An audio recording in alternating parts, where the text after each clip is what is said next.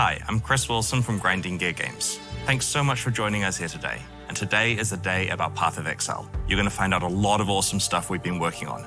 Before we get started though, I wanted to mention that there are Twitch drops that you can win. Below the live stream, there are some instructions for signing up and linking your Twitch account with your Path of Exile account, and if you do that, you'll be eligible to receive the drops.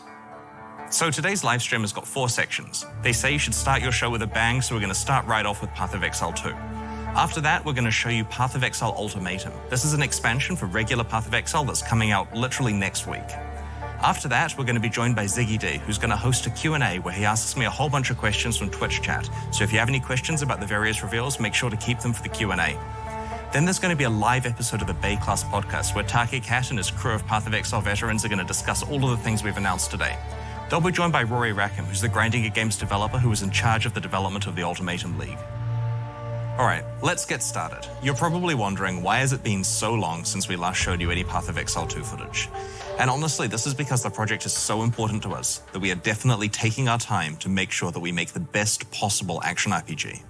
Let's watch a new trailer.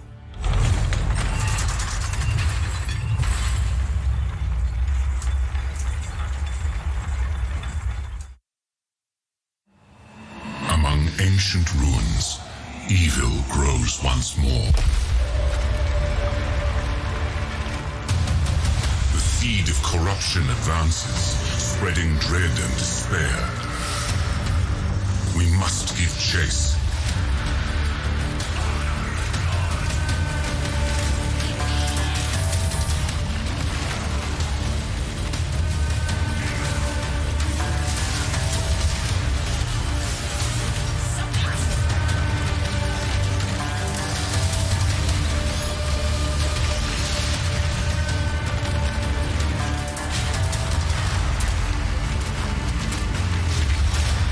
These sands hide countless secrets.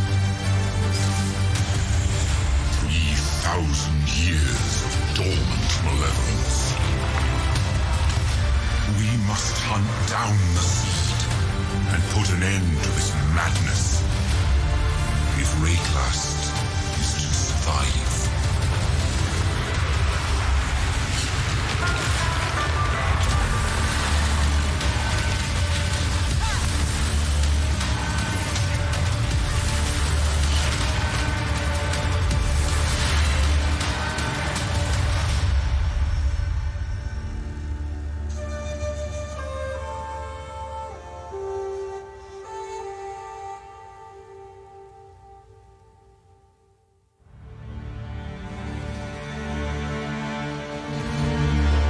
That trailer really shows what we have achieved with Path of Exile 2. I am so proud of the efforts of the entire team in putting that together. At ExileCon, we announced that Path of Exile 2 is a true sequel to Path of Exile. So that means a new 7-act campaign, it means a whole new skill gem system, new items, new monsters, character classes, all the Ascendancy classes are completely new, it's got cutting-edge next-generation graphics as you just saw. Basically, it's everything you would expect from a sequel to Path of Exile. But we're not just throwing away our legacy, we're embracing it. Both campaigns will be fully playable from within the same game client. You'll be able to play through the original Path of Exile storyline or the new Path of Exile 2 campaign on the way to the shared endgame. All of your old characters will still be playable, and of course any microtransaction purchases you've made in Path of Exile will carry on to the sequel. At ExileCon, we introduced the dark forests of the island of Ogham, where you start your journey. Today, we're proud to showcase Path of Exile 2's second act, which takes place in the Vastiri Desert. Welcome to Path of Exile 2's second act.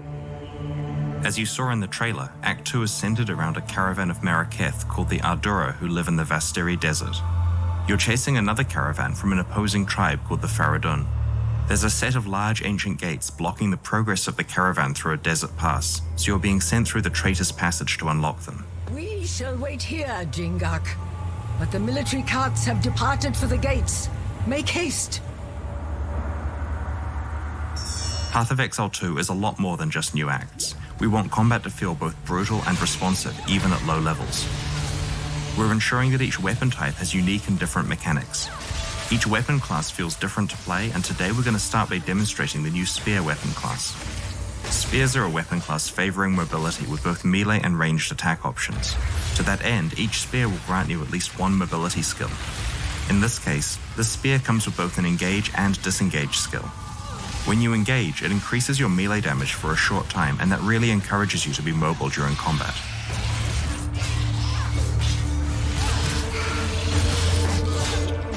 One of the skills we're using here is called Whirling Slash. When you use Whirling Slash, it creates a sandstorm that grows in size each time you use the skill. When you leave the sandstorm, it explodes, dealing damage to nearby monsters. A great way to do that is to use the disengage skill, which makes you fly backwards and throw projectiles.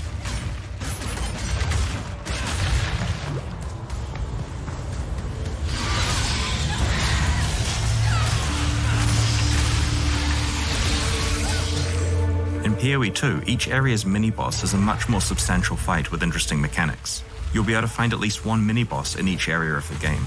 One thing I love about this boss in particular is that it destroys the ceiling when it slams the ground, letting in more light.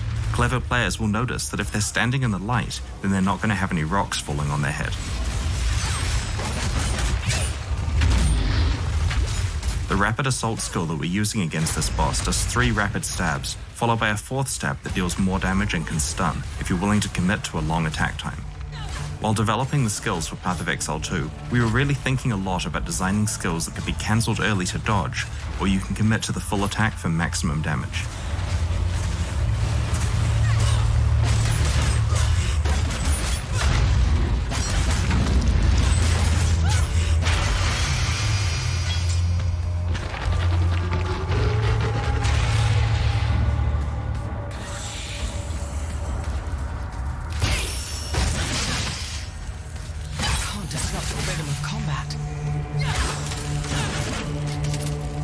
One of the skills we're using here is called Spear Field, which creates an area of spears coming out of the ground that impale monsters who walk into them, causing them to bleed. As the monsters move towards you, they take damage, so using your mobility skills as a way to move away from them is a great strategy here.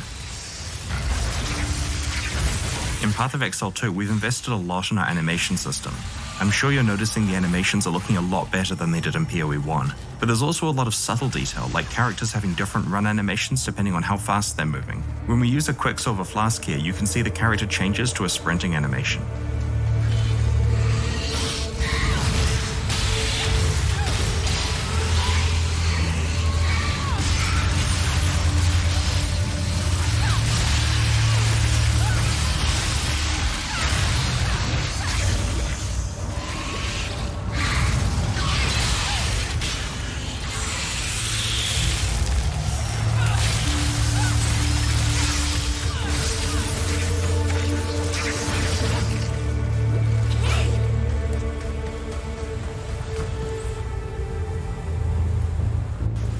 Now that we've arrived at the Ancient Gates, we're going to show you another of the new weapon classes in Path of Exile 2, Crossbows.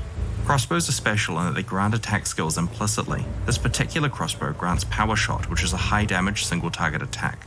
In order to modify what Power Shot does, you're going to need to equip Bolt skill gems, which change the type of bolts that are loaded into the crossbow. Here we've got 3 different bolt skills that the character can switch between depending on the situation. Armor-piercing bolts. Incendiary Bulbs. Permafrost bolts can be used to disrupt packs of enemies to prevent them from closing in on your position. You can then follow up with armor-piercing bolts to do plenty of damage. Outsider, join me in battle! In this area, we're helping Asala, leader of the Ardura, to open the Ancient Gates and let the caravan through. Armor-piercing bolts.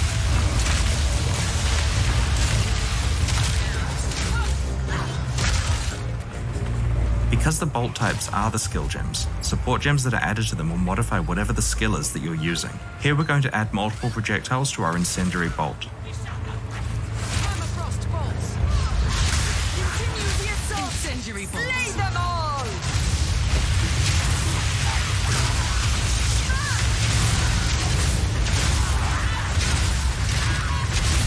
Permafrost bolts.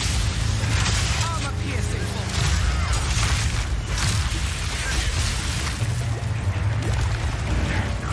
Permafrost bolts. Incendiary bolts. Armor-piercing bolts. Permafrost bolts. Incendiary bolts. In Path of Exile 2, we're doing a lot more interesting things with monster packs. Here you can see some of the monsters patrolling around. Armor-piercing bolt.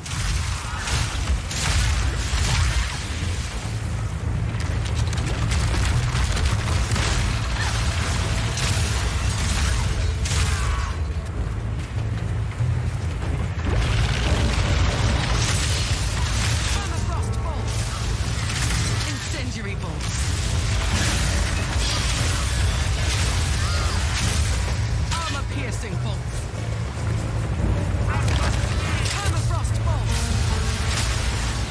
Armor-piercing bolts.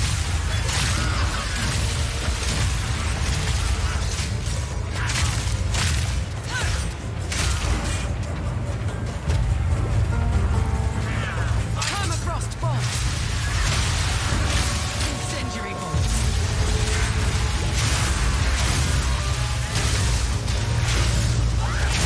Armor-piercing bolts.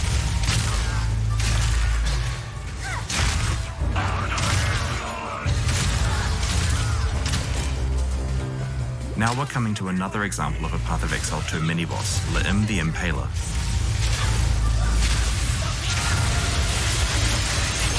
Armor-piercing bolts.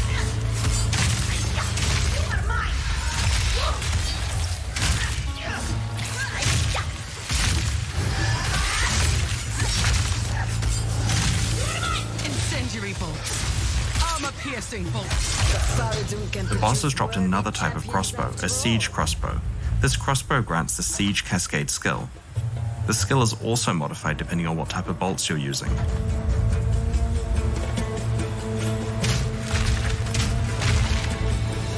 Permafrost bolts.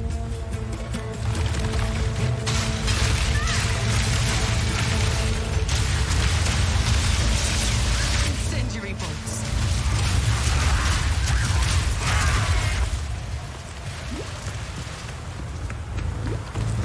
Onwards! Give these demons no quarter! Faradun has fallen to corruption, and their Incendiary eyes bolts. gleam with lightning. Armor-piercing bolts. Permafrost bolts. Incendiary bolts.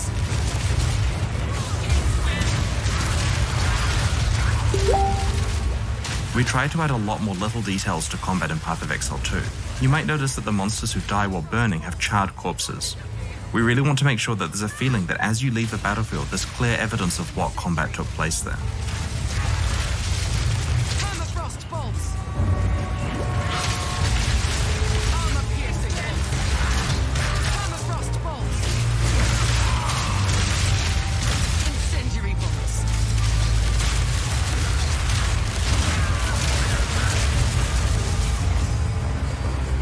Armor-piercing bolts. Permafrost bolts. Incendiary bolts. Armor-piercing bolts. Incendiary bolts. Armor-piercing bolts. Permafrost bolts. Incendiary bolts.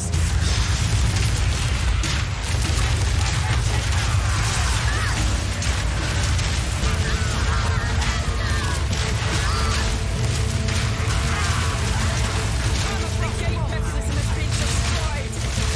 Incendiary Press bolts. on. Permafrost bolts. Incendiary bolts. Permafrost bolts. Incendiary bolts. Armor-piercing bolts. This is the Perennial King, the leader of the Faradun. His goal here is to prevent you from catching the caravan at any cost. Armor-piercing bolts. Outsider, we fight!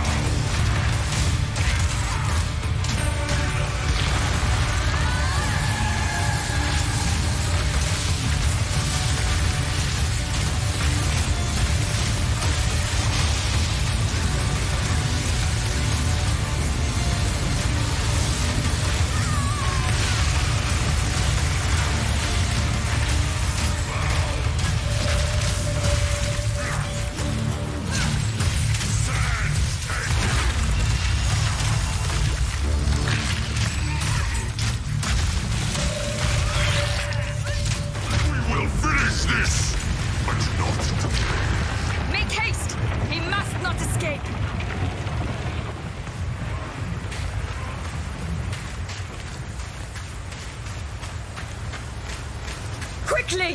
He conjures the very sands against us!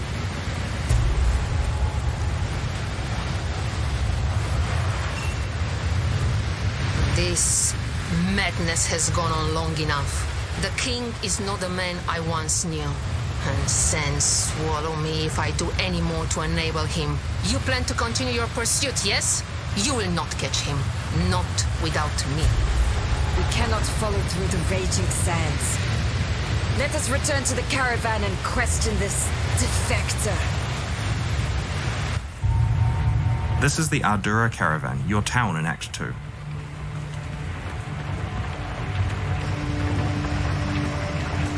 I am Asala, the Sekima of the Ardura. I care not where you came from, nor what caste you might have been there. All that matters is that you have shown yourself capable in battle, Jingak. Remain a friend to the Ardura, and you shall have nothing but respect from us. From what your shade has told us, the situation is dire. This Balbalic will live or die based on her usefulness in pursuit of the seed of corruption.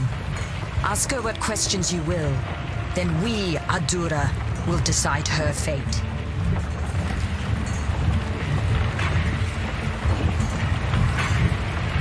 You need not trust me.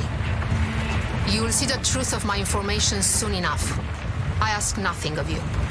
Only that you do what you know is right. One of the things we really wanted to do in Act 2 was to use the mobility of the caravan to allow the player to choose how they explore the act. Here you're given 4 options on how to proceed. There is a tribe of lost men that inhabits the Mastodon Badlands. They worship the bones of those long ago beasts, and that faith has given rise to powerful tasks that can somehow call on storms and strike enemies with lightning. The king wishes to steal these objects of worship and use their lightning in war. Do what you must. Though events demand you tread upon a valley of the dead, do not do so flagrantly. Keep your presence light, cleanse what corruption you can, and we shall skirmish with the Faradun to protect your flank. Once you've picked your destination, the caravan will travel to that area and come to a stop so that you can disembark and go on your quest.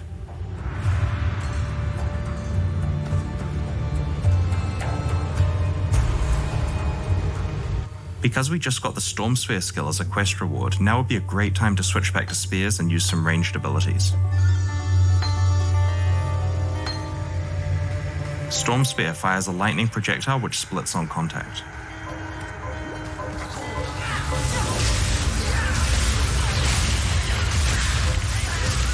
The other skill we're using here is called Blazing Lance.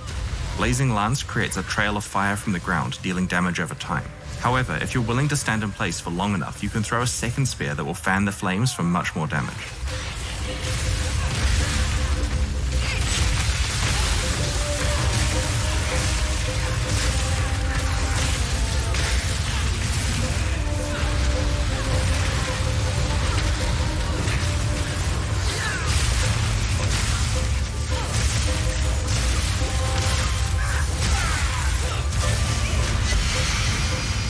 We've just found a unique spear. It's called Devata's Wind.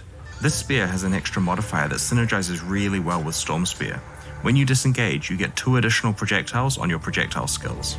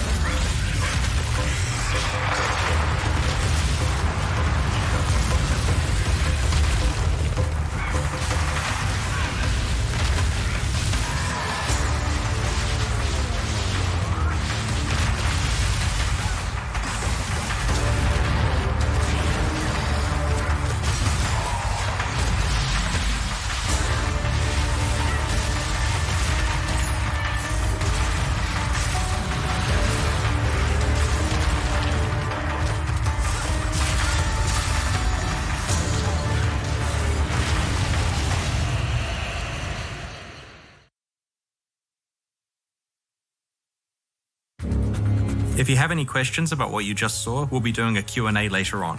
While Path of Exile 2 definitely won't be released this year, we do have a Path of Exile expansion you can play 1 week from now. I'd like to introduce Path of Exile Ultimatum. You only live once, Exile. Make your choice.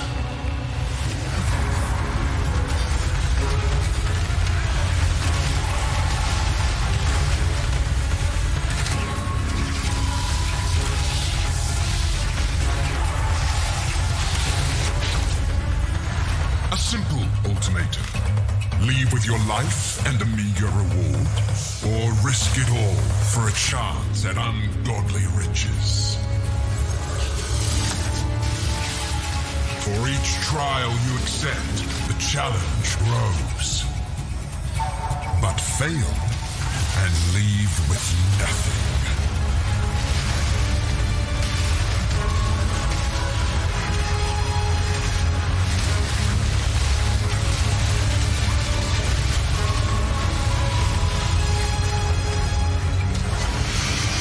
Reap the reward you deserve.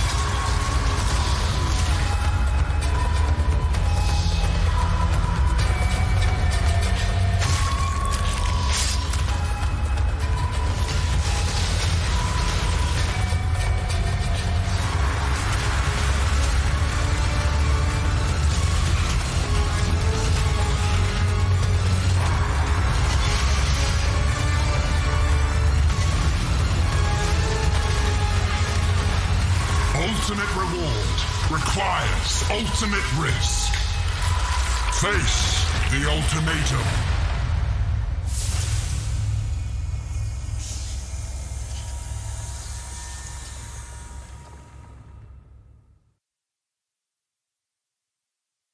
When some people think of the Val civilization, they think of blood sacrifices, or Queen Atziri, or lost temples in the jungle.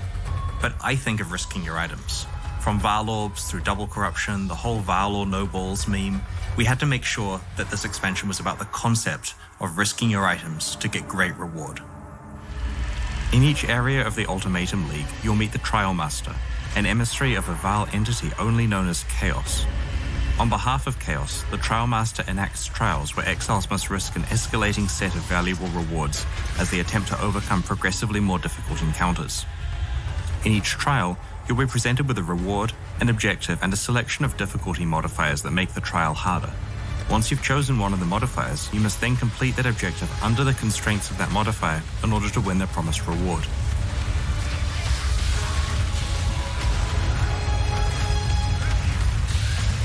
If you succeed in the challenge, the Trial Master will present you with an ultimatum. Either walk away with what you have earned so far, or risk it all to try to win additional rewards.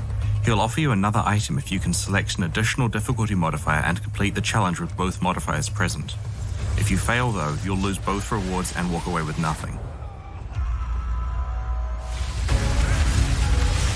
If you succeed, you'll be offered an additional reward in exchange for adding yet another difficulty modifier that stacks on top of the current ones.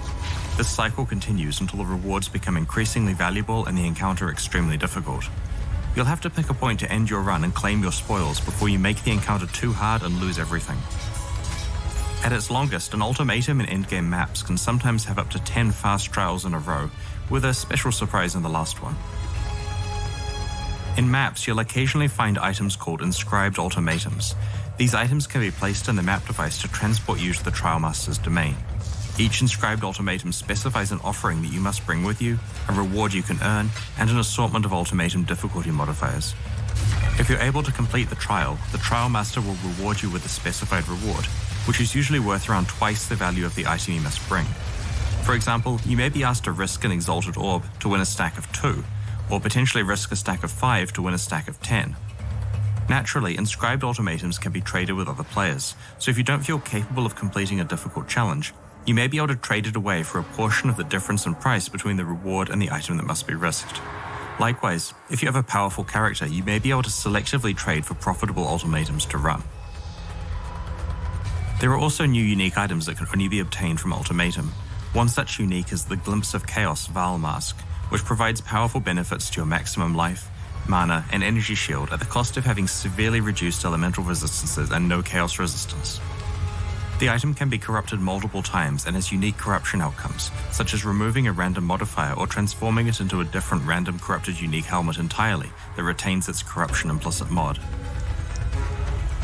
Another new Vaal unique item in Ultimatum is Mahuzottl's Machination, which grants you 6 keystone passives at once. Combining all of these keystones results in some very unusual outcomes, and the item features an entirely new unique keystone as well. We have worked hard to make sure that Ultimatum doesn't punish you for being in a party with other players. Party members compete in trials together, but have separate rewards available to them that will need to be locked in to begin the trial. Each player votes on which difficulty modifiers to select. If there's a draw in votes, the modifier will be chosen at random. If one player wants to take their reward and opt out of the next difficult trial, they're able to do so without stopping the other party members from continuing. Rewards are dropped allocated to the players who earned them. So that's Path of Exile Ultimatum. I can tell you, on release day, a lot of our developers are looking forward to watching Twitch so we can see players risking far too much in order to try to get good rewards. Speaking of rewards, there's a lot to talk about here. We had a look at Path of Exile's past reward systems, and we honestly feel many of them are out of date, many of them kind of lack identity, and to top it all off, like the core drop pool of just items that drop when you kill regular monsters just wasn't really compelling enough. Like, you know that feeling where any monster could drop a mirror? We want that for a whole slew of different items.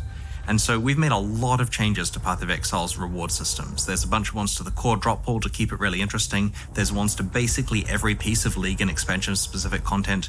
And we're going to go through all of those for quite a while now.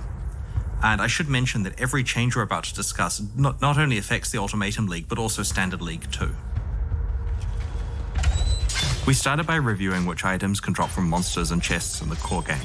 To make sure the core drop pool remains compelling, we've made various changes.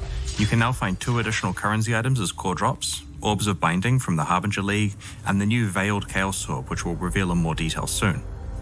We've also added 5 new Atlas base types, like this Energy Shield Recharge Amulet. These drop in specific regions of the Atlas of Worlds and have some powerful new implicit mods. Another topic related to the core drop pool is that of boss runs. Veteran community members will remember when people used to do Vaal Oversoul or Dominus runs over and over because they were a profitable use of time. Final Act bosses now drop more and better items, giving you a much more satisfying close to a difficult act and a more item-focused approach to getting ready for maps if you prefer. We have also added a bunch of very powerful and valuable League-specific uniques into the core drop pool. This means that they can drop from any sufficiently high-level monster without you having to engage with specialized content. Examples of these are Badge of the Brotherhood, Asylum, Pledge of Hands, Maloney's Mechanism, Brutus's Lead Sprinkler, and Headhunter. The goal of all of these changes is to make sure that every monster you kill in Path of Exile has a chance to drop something incredibly valuable, regardless of what content you're playing. On top of all of that, we have added a handful of new vendor recipes, which let you make some pretty cool stuff. We really miss the days when players were scrambling to try to find unknown recipes, and so we're looking forward to seeing how long it takes for you to discover how these ones work. We have also introduced a new type of Reliquary Key into the core drop pool for this expansion. If you're very lucky, you can find a Vaal Reliquary Key from any monster or chest in Path of Exile. When consumed in the map device, it gives you access to a vault with a chest that drops a special foil version of a Vaal-themed unique item. Each unique has an equal chance of dropping. Due to the value and power level of the items contained within, this is the rarest Reliquary Key ever added to Path of Exile. The rest of our reward changes relate to items that you can earn by playing past content like prior leagues and expansions. We have 2 goals here. The first is to add and improve items so that all past content is a compelling set of rewards. The second goal is to make it so that the best way to get any reward is to play the content that is primarily associated with that type of reward. Path of Exile's first expansion, Sacrifice of the Vaal, introduced a new ultimate boss, Adzeri, Queen of the Vaal. This fight holds up pretty well these days, considering that it is 7 years old, but its rewards really needed a refresh. The Sacrificial Garb base type that drops from Adzeri has been significantly improved with the addition of an implicit mod that grants +1 to the level of all Vaal gems you have equipped. We have also added 2 new unique items to Adzeri's drop pool and 2 more to Uber Adzeri's. One of which is the Adzeri's Rule Judgment Staff, which prevents you from being stunned or having your damage reflected. It grants a skill that alternates between Flames of Judgment and Storm of Judgment when used, as if you absorb the powers of Adzeri herself. Skipping forward to 2016's release of Ascendancy, we have made some changes to how you receive your Labyrinth Enchantments. Previously, when you completed the labyrinth and went to enchant an item, you couldn't see what random result you'd get. Now, the result for each type of enchantment is shown to you in advance so you can make the right choice. In the Eternal Labyrinth, you're now offered 3 different helmet enchantments to pick between, in addition to the boots and gloves. This will make it a lot easier to find enchantments relevant to the skills you're using and to apply them to appropriate items. In 3.14, we're going to stop giving out unique jewels for each day's fastest labyrinth runs, and we have added these jewels as very rare drops that you might find in the labyrinth's final reward chests.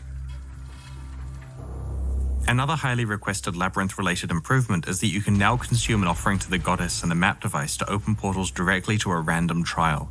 This greatly accelerates the speed at which you can find your final trials.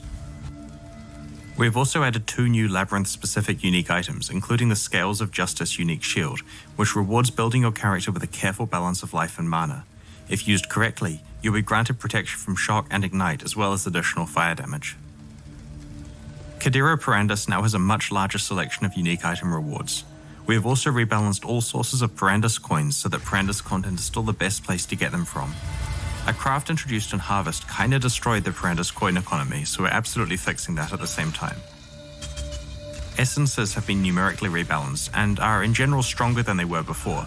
Screaming Essences can now be used to reroll rare items, in addition to their capability to upgrade items to rare. The 4 Corrupted Essences have had some of their less useful outcomes improved or replaced.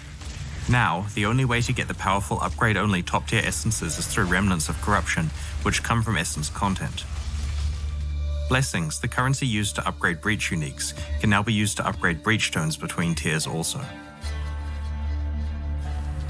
Abyss jewels have been rebalanced and are on average more powerful than they were before. We have also buffed Abyss chests to make sure that they are the best place to get Abyss jewels. We have also introduced Abyss Scarabs and have added 4 new Abyss-specific unique jewels, such as Tekrod's Gaze, a murderous eye jewel that increases your main hand critical strike chance and your offhand critical strike multiplier based on how many murderous eye jewels you have equipped. Another example is the Ulaman's Gaze Searching Eye Jewel, which counts how many Searching Eye Jewels you have equipped and grants your projectiles a chance to be able to chain when colliding with terrain proportional to this number. These unique jewels have a chance to drop from any of the unique encounters at the end of the Abyssal Depths, and these encounters are now by far the most reliable way to obtain a Stygian Vice belt. We have added a handful of new beastcrafts, such as add a mod to a map or add a mod to an influenced item, which consume existing beasts. There are some other aspects of beastcrafting that we've been keeping our eye on for a while, and we're taking this opportunity to rework them, so that high-level gameplay is less reliant on obtaining certain beastcrafts. Now, when you use a splitting beastcraft recipe on an item, both copies are marked as split, which prevents them from being split again. You cannot imprint split items. One of my favorite reward changes in this expansion is that Incursion's Temple of Atsuatl can now be itemized. Once you have access to the map device, Alva can turn your completed and ready-to-run temple into a tradable object that can be consumed in the map device. This means that players can specialize in either making temples to trade to other players or trading for temples that are ready for them to run. There have also been a lot of changes to the temple. As you may know, specific rooms in the Temple of Atsuatl can drop unique incursion items that can be later upgraded. Many of these base unique items have been improved in this update. Previously, the temple's boss, the Omnitect, dropped random rare items with special incursion mods on them. Now it also drops rare items with incursion mods based around the themes of the rooms your temple contains. Higher tier rooms cause more rare items. Specific rooms now add specific monster packs to the temple, which results in more monster density, challenge, and reward. Temple mods have been buffed so that if your temple has more high-tier rooms, then it's equivalent to a good map. We have performed a modernization pass on rewards from temple rooms so that they're competitive with rewards from newer leagues. The explosive room also contains some basic chests that can be opened with flash powder kegs if you don't need them for opening a path elsewhere in the temple. Delve has had a big increase to early rewards and a reduction to the quantity of high-tier rewards spawning at very deep depths. The end result is that Delve is a lot more rewarding for almost everyone, but a few extreme players who delve very deep will not be getting quite so rich from it. A big problem with rewards and Betrayal is that players deem it not worthwhile to kill Katarina, because it resets your Betrayal Syndicate board. In this expansion, we have massively increased the incentive for doing this. Now if you manage to kill Katarina, all Syndicate members drop their rewards at 1 tier higher than they previously would. This change required the introduction of a new 4th tier of reward from each Syndicate member and encourages the use of a larger variety of Syndicate targets and Safe House leaders. We have improved rewards that were not as interesting or valuable as the best ones. For cases where we deemed rewards too powerful, we moved them to Tier 4 rather than nerfing them. The Tier 4 rewards are approximately twice as powerful as Tier 3 ones were. We have also added a new unique item to Katarina's drop pool as further incentive for killing her. The Cane of Kulamak drops only from Katarina. Similar to Paradoxica, it has 3 veiled modifiers that must be unveiled one at a time via Jun. This means that each version of the cane could be entirely different, and because of the way the veiled modifier system works, you have the chance to get 3 mods that potentially synergize extremely well, or maybe just a crazy bag of mods that don't work together. Furthermore, the cane itself scales up the magnitudes of any unveiled modifiers on it. We have made some changes to how unveiling mods works. You still get offered a choice of 3 mods, but these are now more powerful versions of the existing ones. The powerful ones are unveiled onto items, and the normal versions are the ones you unlock that can be crafted onto items. Also, progress towards unlocking crafting of veiled mods is at a slightly faster rate than before. Some very powerful veiled modifiers are now only available at their original strength on the unveiled version of the modifier, and the crafted version of the modifier has been lowered in power. Earlier in the presentation, I alluded to the new veiled Chaos Orb as an item that has been added to Path of Exile's core drop pool. This new currency item rerolls the target item with new mods, like a regular Chaos Orb does, but one mod is guaranteed to be a veiled mod. While it can drop from any monster or chest in the game, by far the most effective way of getting it is from Isling and some Betrayal safe houses. We have introduced 3 new types of incubators for Blight, Metamorph, and Delirium, and have modernized the rewards from the other incubators. The item yield from chests and blighted maps is now affected by a portion of the map item's quantity, giving you a reason to roll your blighted maps if you can handle the additional challenge. Anointments to blighted maps have been rebalanced and reworked so that each has its own purpose and with a consistent increase in reward as the oils get rarer. This is basically entirely buffs, because one big nerf we needed to do was already done last league. You can now corrupt blighted maps. These can very rarely drop the new Tainted Oil, which allows you to apply anointments to corrupted items.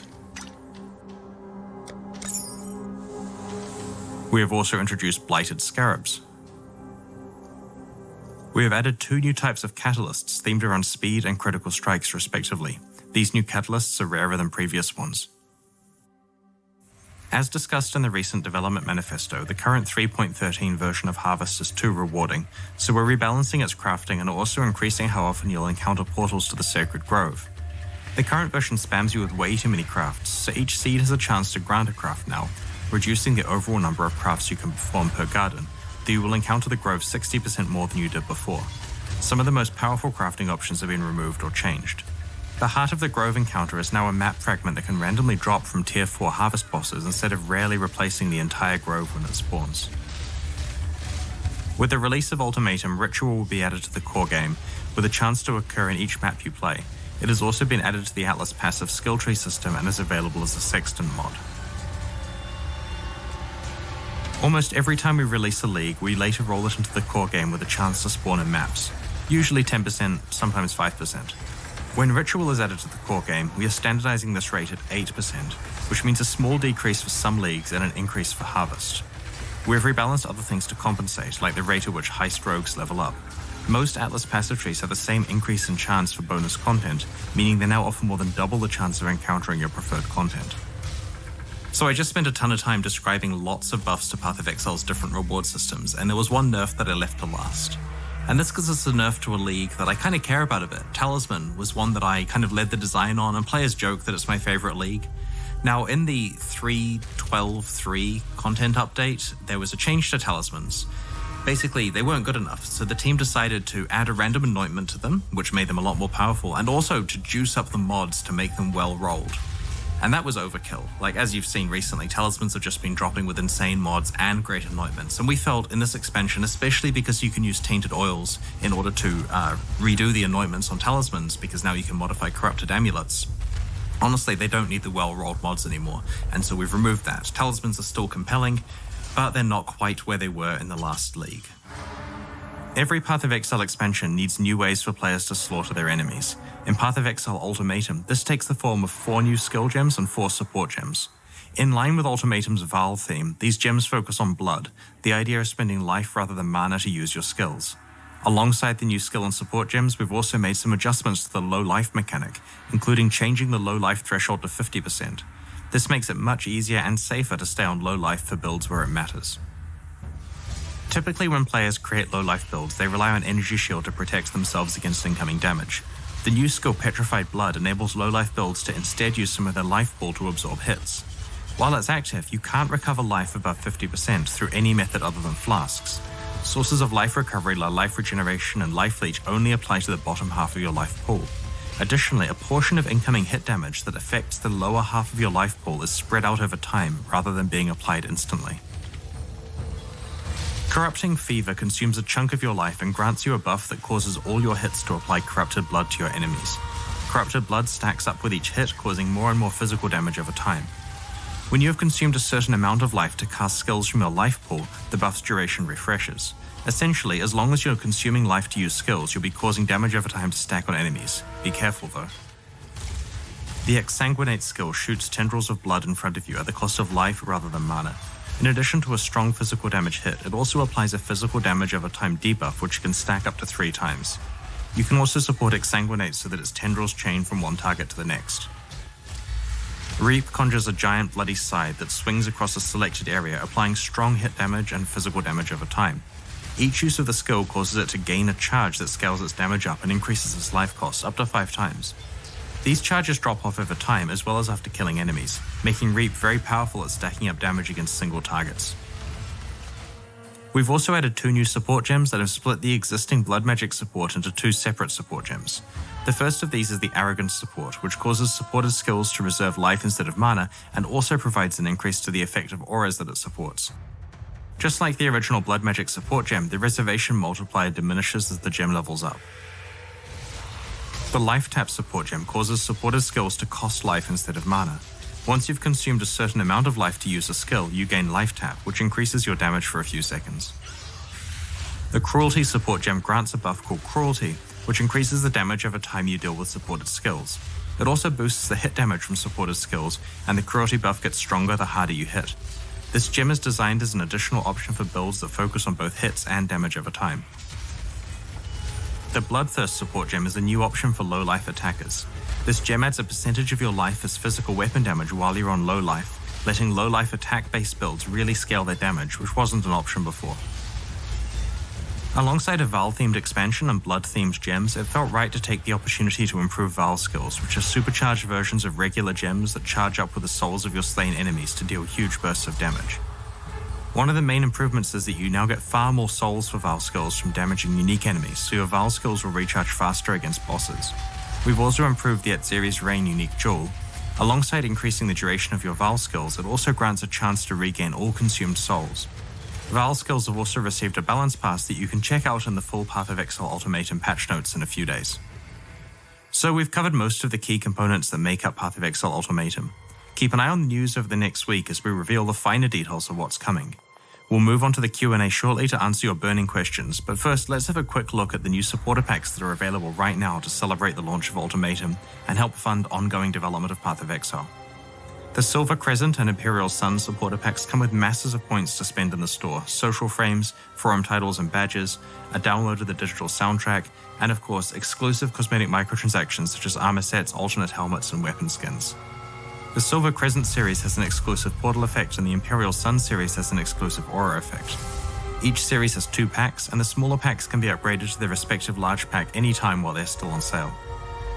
These are of course in addition to the new core packs that were released at the end of last year. Remember to check those out if you haven't already. Thank you so much for your support.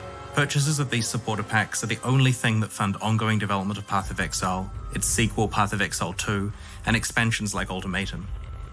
The reveals we showed you today are already live on YouTube for you to link to your friends in case they missed the live stream. Please do so, we're keen to get a big turnout on the release of Ultimatum next week. And we've got plenty more reveals planned for the rest of the year. There's a lot more Path of Exile 2 stuff to show off, and we've also got some new progress on Path of Exile Mobile we're keen to share with you as well. Anyway, if you have any questions from what we've shown you today, please get them ready because I'm about to be joined by Ziggy D as we do a Q&A based on your questions from Twitch chat.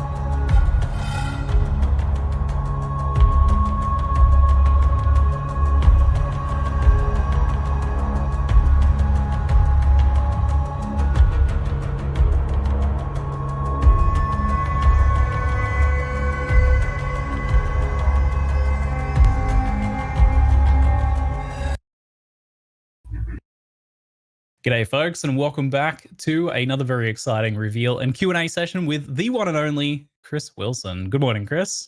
Hey, thanks for having me. How are you feeling about the reactions so far? I'm pretty hyped, actually. That was a lot of stuff to cover, and it was really cool watching Twitch chat. Yeah, this method of doing the reveals, how are you liking it? It seems like last time, it was jam-packed full of stuff, and there's almost like not a second to breathe between different things, so it's a lot to digest. Yeah, I like this method of showing stuff and getting a chance to discuss it and explain things, and it's quite personal to get a chance to like interact with the community about the actual changes as they're announced, as opposed to dumping the information on our website and then reading Reddit. So it's a lot more fun. Ah, that's good stuff.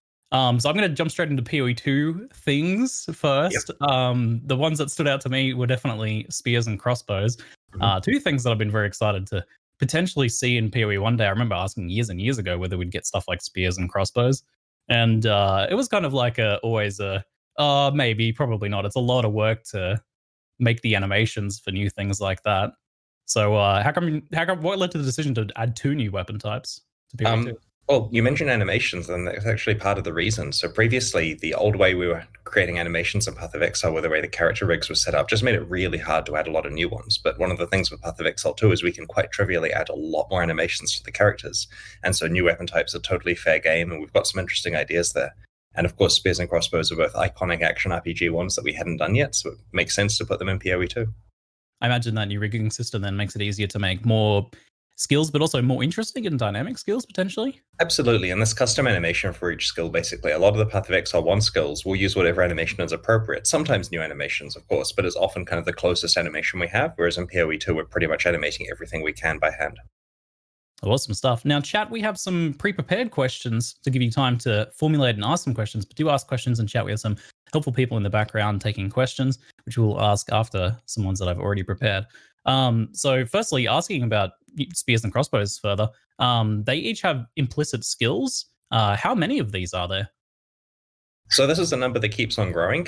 We basically showed you the ones we've got working so far, and we expect that to grow, of course, by release. So we have a reasonable stable for each. In terms of the crossbow ones, for example, there's currently 2 main skills that are built into the crossbows you've seen. We hope to add several more. So there's the Cascade one and Power Shot. There'll be several more damage shapes coming. And then in terms of damage types, we showed you 3 types of bolts. And yes, I understand that the sound of changing between them got annoying in the video, but this is something we're experimenting with. And if we keep it in, it will definitely be an option. That's actually an homage to the 2012 Dread movie. So, we find it funny at least. Anyway, there's 3 of those ammo types working in the game at the moment, but we'll clearly add a lot more. And so the exponential number of final combinations will be pretty high. So did you say like 7 damage shapes? There's 2 damage shapes currently. That's the Cascade and the Power Shot, and we're looking to add several more. So several rather than 7.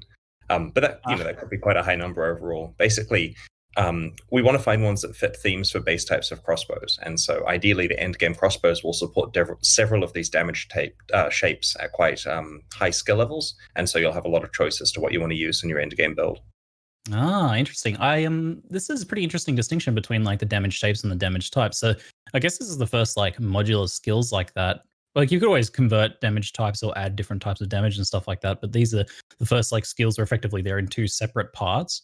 So the support gems also linked to the bolts, the damage type aspect of it, and not the actual damage shape thing, the bolt itself. Yeah, the power shot. Gotcha.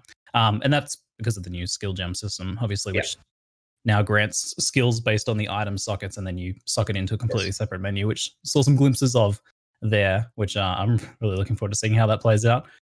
Is this concept of like unique weapon skills going to be extended out to other weapon types?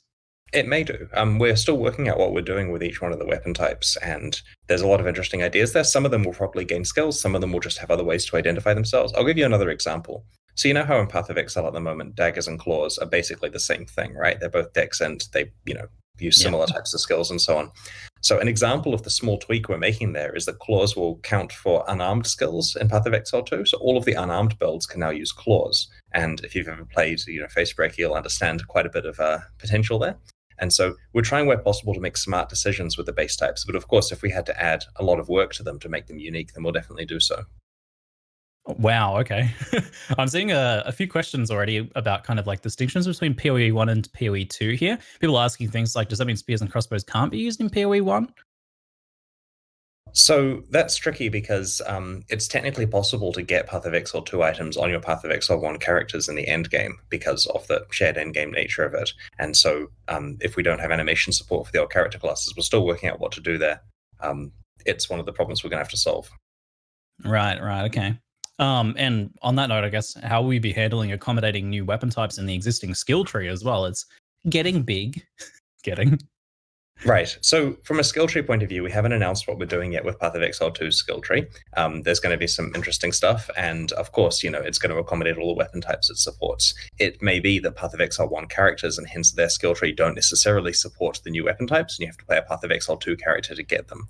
But we kind of expect that by the time that Path of Exile 2 is out and ready, a lot of people are going to be choosing to play Path of Exile 2 characters because of the vast amount of new content there. Kind of like further on the note between PoE 1 and PoE 2, will the existing campaign be like just a direct one-to-one port, or will it be seeing like PoE 2 upgrades applied to it as well retroactively? And for like, I guess, how long will it be supported in the future in that way? Right. So, 1 second. I just got a note, by the way, on the last question from the team that all of the existing Path of Exile 1 characters are going to be swapped over to use the Path of Exile 2 rigs, which adds full support for using spears and crossbows on them. So that's information I did not know, which is actually very helpful, and the team have obviously thought of that. Makes sense. With regard to the campaign itself, we're incidentally getting upgrades whenever we improve assets that are used in both campaigns. We want, where possible, to take the best of Path of Exile 1 and improve it for Path of Exile 2. And so when we do that, it upgrades it in Path of Exile 1.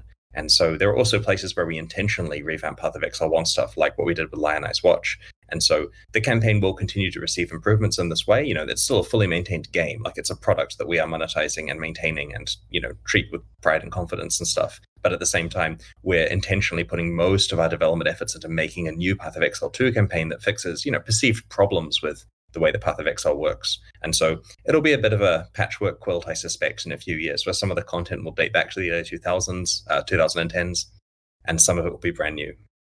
I look forward to seeing how it evolves alongside PoE 2's campaign then. A lot of people noted that the stream showed like kind of slowdown in content in PoE 2, and it was talked about previously that it will be a bit of a pullback in terms of overall game speed. Is that still the case? Where are you looking to kind of pitch the speed of PoE 2 compared to PoE 1?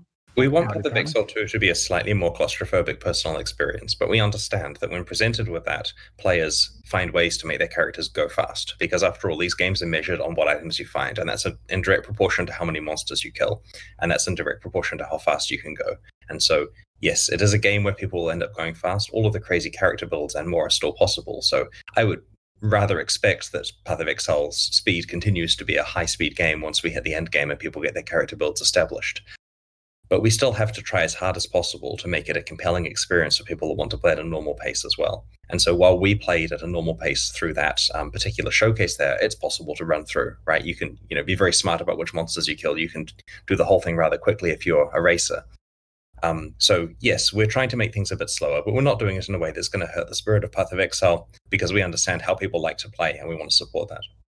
Right.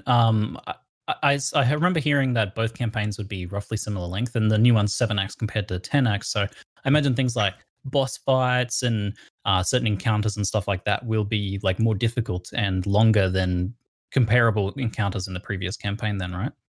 Yeah, and that's partly because when we were making the mini bosses in Path of Exile 1, it was literally a matter of, let's take a bandit and let's scale it up and give it a name and throw heavy strike on it, and that's a boss, if you see what I mean. Let's take a rower and retexture it and put an aura on, and that's a boss. Whereas here we're planning them into the levels. We think of an idea for a level and say, what would be the coolest thing we can put in this level? And then we build that in. And so it means the boss fights are significantly more complicated and interesting. And I don't expect that's going to slow players down a lot, because we're not like throwing invulnerability phases into those mini bosses necessarily. But, there's certainly going to be interesting fights at the very least. And it was talked about making bosses more rewarding as well. Do you think like the average boss in PoE 2, since they're going to be harder, is also potentially going to be more rewarding as well? We want to make sure the rewards are pitched at a good level there, and the changes to the rewards of bosses in Path of Exile 1 is just making sure it's worth your time actually going and farming them. If you go and do an Act 10 Katava run, we want it so that you actually get some decent items, and it's worth repeating that process when gearing up for maps. No, of course, it's probably still more profitable to just go and play maps, but some people want to just get themselves ready before they start expending currency on every area they run. I do have a bit of a nostalgia for like farming Piety and Dominus back in the earlier days of PoE 2. PoE, so it'd be interesting to see if there's more of that in PoE 2. Or even sooner, I guess, since a lot of these changes are coming very soon. Matarik asks, will Path of Exile 2 be sticking to a 3-month league-based cycle like PoE 1, or is there any intentions to change this at this point? We're pretty happy with the 3-month cycle. It's a good duration. We haven't decided, obviously, yet, and it depends a little bit on when Path of Exile 2 is coming out and how it works around dates that year. But yeah, we do expect to continue the league cycle, and it will be quite nice actually getting to make the first leagues for Path of Exile 2 and designing those, because it'll be a fresh game where we can find things that integrate really well into it, and that's going to be quite interesting. Cheesy asks, will there be any options to like reduce graphics for PoE 2, since it's looking like a much prettier game? Is it going to be a bit harder on like PC hardware than the current game? It certainly has higher requirements, but we're looking into various technology like dynamic level of detail stuff and various other bits and pieces. And a lot of the engine improvements that have been made over the last few years are with a view to us basically never dropping frame rate and finding smart ways, like the dynamic resolution scaling and various other bits and pieces. If you're IO bound, for example, it uses placeholder textures and so on. And it's a fine balance, of course, between making sure this performs well and always looks good. But the intention is that we can run Path of Exile 2 on a wide variety of systems. We saw a lot of really nice looking UI improvements in the PoE 2 trailers. I especially liked the boss bars, and even for separate boss bars next to each other and dynamically changing and stuff like that was really cool. Is there going to be more UI customization in the future for PoE? Especially something that's, I guess, bothered me in the past is like not being able to do more customization for things like buffs and debuffs and change which things are displayed and their locations. I suspect that if we were to make changes like that, we'd look into rolling it into Path of Exile as soon as they're ready. But it's a difficult line between deciding the right place for the players they can focus on playing versus allowing full customization. And we kind of prefer to just let players get on with playing the game and not allow them to completely change their UI. And this is for a few other reasons as well. From a branding point of view, it's nice if the game looks consistent on each person's computer. And I know that sounds like marketing speak, but it is something where we want to make sure that the game is recognizable by Path of Exile. In addition, from a quality assurance point of view, having it so that there's an infinitely commutable UI, of course, makes it significantly harder for us to test patches. But these are all things we have to balance against the actual usability, and we do like the idea of adding more QOL there. From a UI point of view, by the way, I'd encourage viewers to have another look at the UI, like the HUD in the footage we just showed, because there's some interesting technology used there that I'm going to see if they can notice. Was it the pretty boy around the health bar? Or something else? That's one of the many benefits. We're rendering it in 3D now, so there's some very interesting lighting stuff. Very nice. Yeah, I saw some like interesting lighting changes and some green stuff swooshing over the UI. That might be what you're hinting at, actually, because that's something I noticed, but I didn't know what it was about. Anyway, time to scrub over the VODs, well, after the Q&A. Bathtub Raccoon is asking, basically, if we're going to be getting more of the integration of things like trading UIs and stuff like that in game, and also similarly the ideas that were talked about in the past about having the possibility of transferring items like across instances and stuff like that, cross instance trading. The change that's most likely to come is an integration of the trade websites into the game client, where people can basically interact with stuff more easily without actually having to leave the game. And that means that, for example, if you see an item in the in-game trade site browser as such, you can click on it to whisper the person directly without having to copy and paste stuff around. That's more likely as the direction that we're going to go. We've talked about our views on trade for quite a while, about how it is important that there are some barriers to instant acquisition of items in order to encourage players to actually play the game to find items while still being able to trade if they want to. And our views on that are still pretty similar. So we don't expect to, put it this way, if we were going to dramatically revamp how trade works, we'd just do it. We wouldn't wait until Path of Exile 2. I'd like to talk a little bit about Ultimatum. It's on the surface, it looks quite similar to Ritual. I noticed a lot of people pointing that out. What are the key differences in your mind between Ultimatum and Ritual then? Well, the similarity that we have here is that it's an in-area combat league where you encounter the encounter and then fight some monsters and get some rewards. And this is as opposed to going on a grand heist or collecting, beasts, for example.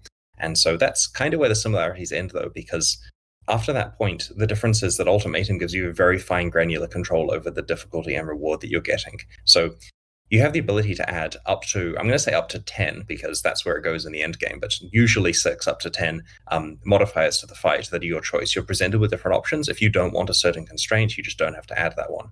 And so you're kind of customizing the fight by essentially adding mods that further make it more difficult. And if you're lucky, you'll get an ultimatum run where the mods don't affect your character in a particularly negative way, and you have an easier time. Sometimes you're just fighting through a slog of really hard stuff.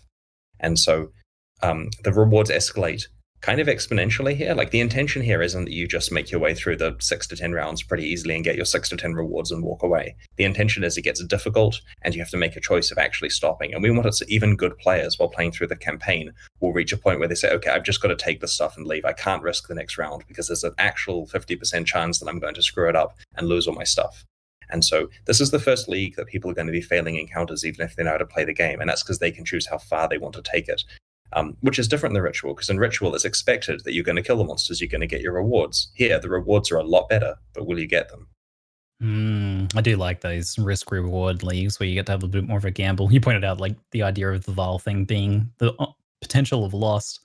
On the note of loss, some of the reward choices were things like put an Exalt in or a stack of Exalts or something and then double it. Woody Your Carrot actually asks how rare are the doubling the currency ultimatums? I'm going to ask the team that, guys. How rare are the Inscribed Ultimatums? It's around any maps, pretty variable. Right, so there's a lot of variety in what they reward. You obviously want the ones that double a lot of currency, but you're generally finding an Inscribed Ultimatum approximately every 20 maps. I should note, of course, that that number will probably change by the time it's released. We're right now with a week to go, tweaking that number on an hourly basis, basically, as we playtest. In addition, these things are tradable. So it's one of those things where a lot of people, when they get one, are going to say, you put 5 Exalts in, get 10 out. Therefore, it's worth up to 5 Exalts profit. I'm going to sell it for 4. And then they list it. And then someone else is like, well, that's an easy 1 Exalt profit for me to get that and just do it because their character is a god. And so we're expecting a lot of people to just dump them on the economy for sale and a lot of people to just buy these up for easy profits because they know they can handle those mods. I was a little concerned that you might not have the thing for the ritual, but it seems like every ritual that requires you to put something in is one of those itemized ones that you can prepare for and only run when you have the requirement. The ultimatums that have a specific thing you have to bring are itemized ones, so you know this is going to require, like, for example, there's some that upgrade a good unique to an incredibly good unique, and so it might say bring this item and get out a Calms or something like that. And therefore, you just have to trade for the item when you've got the Inscribed Ultimatum. Bring what item and get out a Calms? Sorry, I'm just...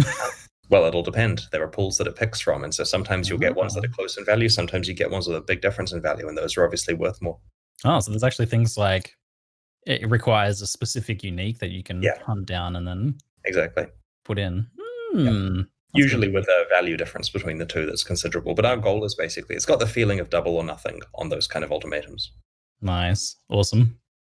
Waras 8 asks, will the other skills get reworked, buffed, nerfed this time around, or is there any mechanical nerf to existing things?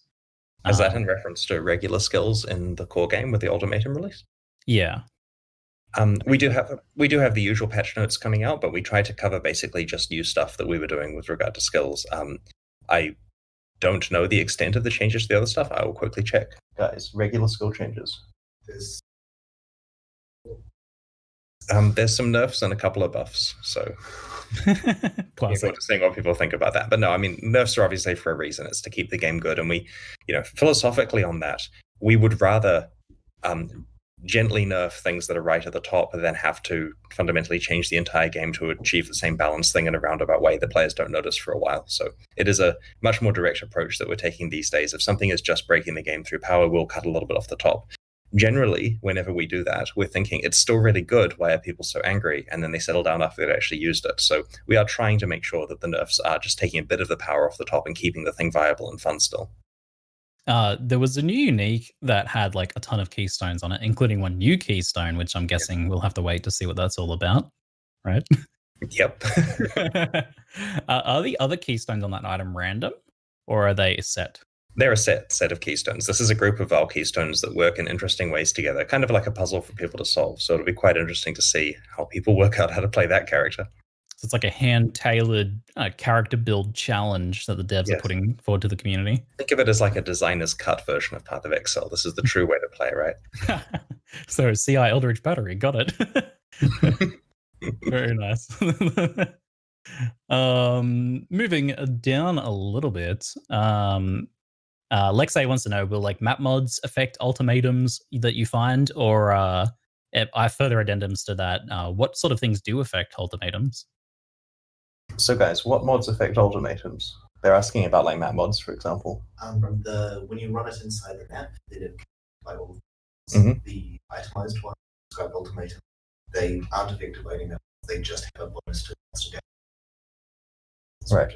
So it works pretty much how you would expect. If you're playing a regular map that has mods, then the ultimatum that you find in that map, just a regular one, will be fully affected by the mods. The inscribed ones are their own maps unto themselves, and so they don't have map mods because they're not rollable, but they do have a bonus to make them equivalent to decent maps.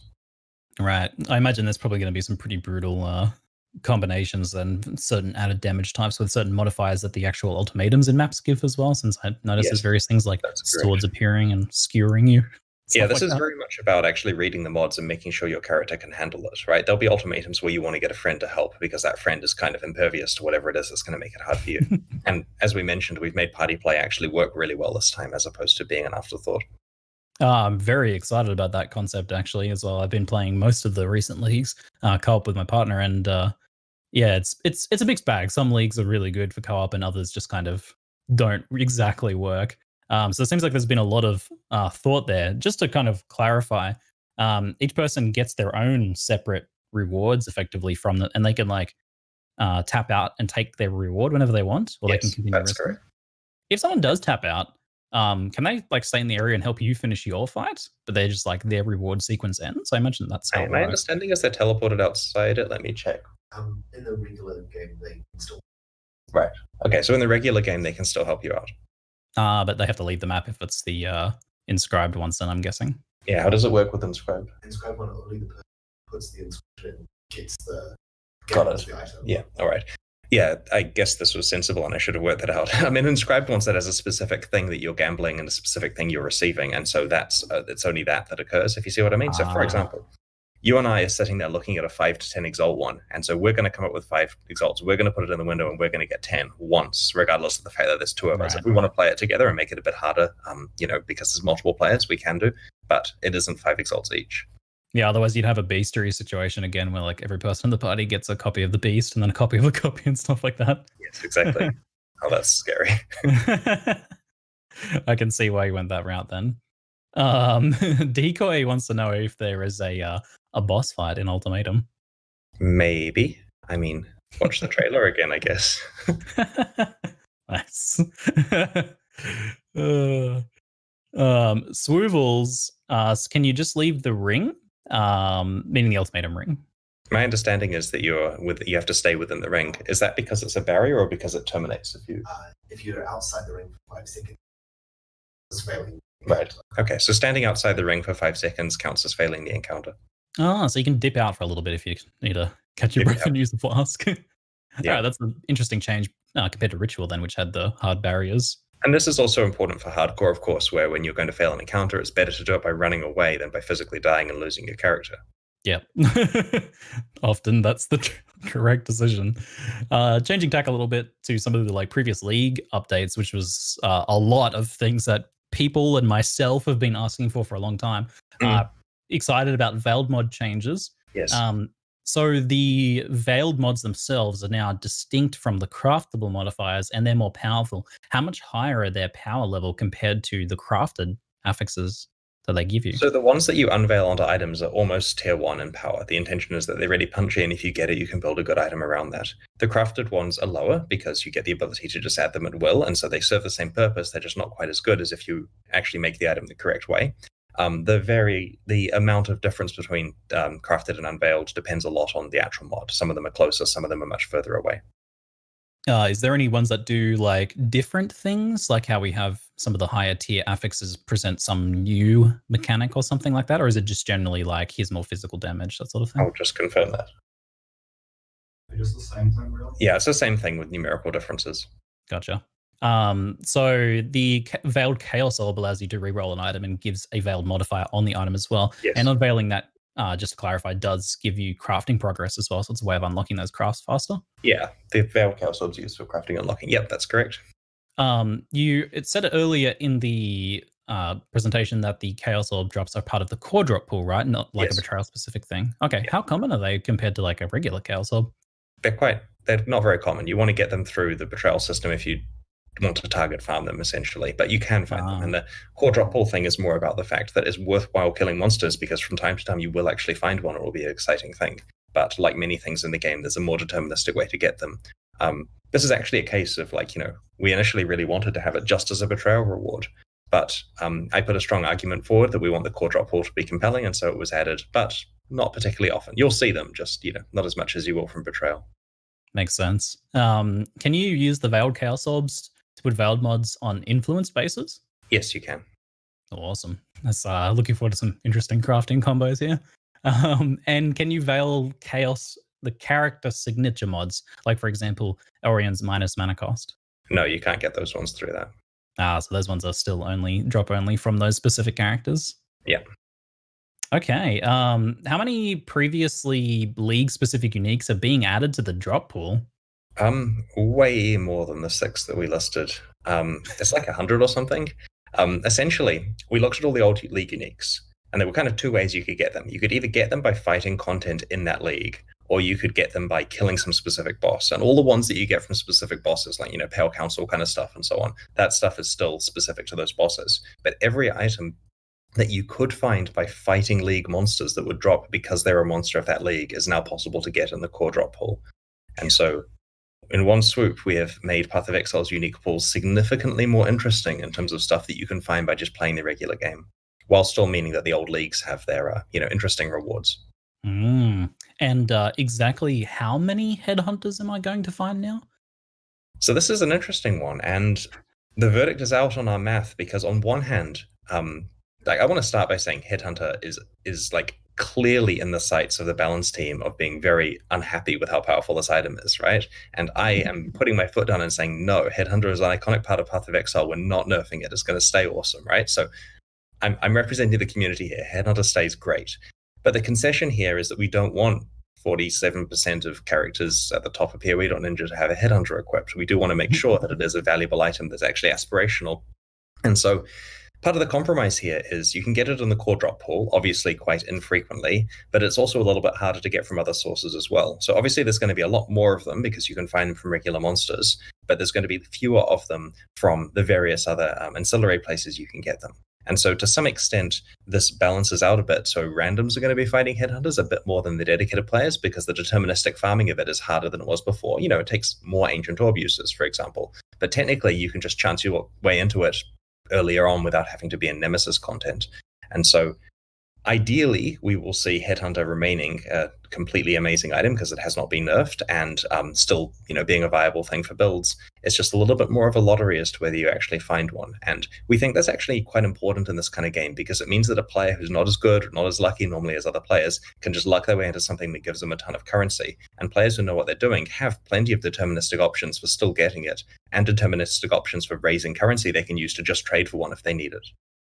I love the idea of like some first-time player who's level 40-something and they find a Headhunter and they just wipe it on and be like, this seems okay. Well, that's like, previously it happened with mirrors, and it happened with obscure rare items they would never notice, right? But it was so cool watching some random player get something incredibly valuable, and it just changes their game experience. And so we've just made sure that there's a lot of other options that they can find as well that are valuable. Detective Jabsco asks, with the league items that have been changed to global drops, have they lost their league tags? Will you be able to chance them outside of their league now? My understanding is that you will be able to chance items that, because they're just regularly in the global drop pool again. So my understanding is you can just chance a Headhunter if you're lucky. Okay, cool. I'm excited to see the return of the Val Reliquary Keys. I quite like those. It's sad to see them gone for quite a while. It was mentioned that they are the rarest ever added to the game. How often will we see them? How rare is the rarest ever? We'll find them less often than the previous ones. And our goal here is that they are very treasured things that you find occasionally. We don't want an expectation that people play this league expecting to get a handful of these, right? They're pretty rare. And so it's a thing that you can hope to get, and if you can trade for it, that's also good. But a lot of this comes down to the fact that these ones have a different way of distributing items. In the past, we said, okay, we've got some broken stuff for you guys, like, you know, unnerfed counts and so on in the previous ones, and we're just going to like make this fair by making them incredibly unlikely to get. If you've watched videos of people opening a lot of past Reliquary Keys, you'll notice they don't really get the good items that often. There's a bias towards the junk. Even though foily special junk has still got value, of course, because it's a collector's item, it wasn't a particularly fair distribution. With this new Val Reliquary Key, we're trying a completely flat weighting, so every item has equal chances of spawning. And so while there are some fewer, less valuable items in there, there's also some very valuable Val items, especially valuable in foil, and they're equally likely. And so because of this, we're being careful and making sure it doesn't drop particularly often. So it'll be interesting to see what happens with the value of these, because we would rather it be a case that even the foily worse items are still worth something from a collector point of view later, rather than just water it down. I'm going to try and wring a little bit of detail out of you here. Is Headhunter in there? Is there a foil Headhunter? I don't believe that Headhunter is classed as a Val item. So this is all the Val items in Path of Exile. There's quite a lot. I see. Okay. Well, that's a pretty important detail for people that want to like kind of do some math on there, because they'll be able to look at whatever's a Val item, count them, and then see one in how many you've got of getting specific items. Yeah, we'll have an EV chart the next day, like with Magic the Gathering sets, you know. Nice. I look forward to reading some of that detail, seeing what things I should be hoping for. So a big change is to beast crafting, and in particular, beast item splitting. And for those of you who don't really understand or know what that was all about, effectively it was item printer go burr, but people were able to duplicate certain things ad infinitum. So usually stuff like 6 white socket, good chest bases that can then be crafted, or other like crafting stage items that can be finished off. And so groups of people were able to get together, pool resources, craft these bases, and then print them for the rest of the league. So what led to this change to effectively make it so that this can't happen anymore? Part of it is that when we initially designed the splitting stuff for beast crafting, we knew that there was some base, because with an item there's the base and there's the mods on it, and splitting will wreck your mods generally and copy the base. So in a case where the base is the hard part to get, then the splitting recipe is valuable. And so we knew what valuable bases there were in the game beforehand. It's just that pool has increased a lot over time, and it's become incredibly abusive with stuff like, you know, watchstones and heist contracts or heist blueprints and so on, and the really good crafted bases for crafting projects. And so this was something we were keeping an eye on. And of course, there are ways of balancing it. We could just make those beasts incredibly rare and so on, and eventually it becomes, a different way of doing a mirror. But we didn't really like that approach. So we started fighting on a specific basis of watchstones and heist blueprints, for example, were quite abusive. So we started toning things down there, but the cases keep cropping up. And so we feel that this change here, where you can still duplicate something one time per item, is probably a sensible way to do it. It means that we're not having to fight it on a beast rarity basis. And it still means it's a viable mechanic where if you are crafting an item, you can potentially make 2 of it using this method. It kind of follows the rule of mirroring a little bit, although it does make the original effectively mirrored as well, so that it can't be split again. It can still be changed, though, obviously. Yeah, it does prevent the cartels from continuing to print many copies of the item, which is a cool mechanic, and I really like that. But the same thing does exist in the game in other ways, like those new vendor recipes that we've added, right? Some of those have some economic impact, right? What if someone finds one of those and doesn't tell people how it's done? They just start making the item you get from it. That's often It'd be real interesting to see if certain things spike in value in the trade economy, unexplainably. Hint, hint. I'm sure the trade cartels will be okay and find a way to make some money still. Yeah, I should note that it's still worth, if you get a great watchstone with really good sextants on it, it's probably still worth splitting it, because that way you get to essentially duplicate the sextants that way. So there's still quite a lot of uses. You just can't do it for the rest of the league. So on talismans, and kind of looping into this is the idea of the value of dropped rare items as well. So it's changed now so that they drop anointed, but they don't use the affix rolling 2.0 system, which caused them to drop a lot better. Now, thanks to the new affix rolling system, alongside the implicits that talismans have implicitly, and the random anointments, which could be really good ones, really valuable ones, the effect was that talismans became one of the few rare items that I was really interested in looking at on the ground and picking up and looting and potentially being an upgrade, as opposed to crafting or trading for my upgrades. There seems to be a bit of a goal that Pee-wee's striving for to have rares become more relevant again. So I'm curious why the like pullback away from the Loot 2.0 system for talismans then. So there's a couple. The first thing to note is that the well-rolled mods thing isn't meant to be a Loot 2.0 thing, right? The well-rolled mods thing is not for it's not the item decluttering system, which is a separate thing that we've got going on. It was implemented for Heist because when you finished an entire Heist and you get offered one or several rare items to pick from, we want to make sure that they're not just complete trash, because it is true that you can look through quite a lot of rares before you find something. So it's a lever that's available for us changing how drops spawn. With talismans, the original intent of a talisman is that it has a powerful implicit mod and it has random with normal weightings, explicit mods that cannot be changed. It's corrupted, right? So the normal experience with a talisman is you find one that's got a good implicit and you're using it because of the good implicit. The explicit mods are going to be worse than what you have on a regular amulet because that's just how talismans work. And of course, the god talismans are the ones where you get a good implicit and also luckily get good explicit mods on it. So that's the original design intent for the item. Now, we found that, like, obviously people weren't using these and they didn't like them, and our options were to just dramatically increase the implicits on them. But we realized, we've got this concept of anointments, why don't we throw those on? And so we added anointments, hoping that it would make talismans usable. And I guess somewhat defensively, the decision was made to also juice the mods a bit, because that's new tech that we had available, which certainly helped. But that's basically data that we have now. We know we don't need to actually do that. And we have to be careful with how we generate rare items in the future, because this is all working towards the grand decluttering project, which involves us essentially generating multiple rares and picking the best as far as the mods go. And there's no need for us to double dip here with talismans. As you say, talismans were an incredibly exciting thing to find because you were very likely to get an upgrade. Far more likely than any other type of item in the game, because they were just so skewed towards good ones. And that's bad from an expectations point of view, and also it's just different to all the other items in the game.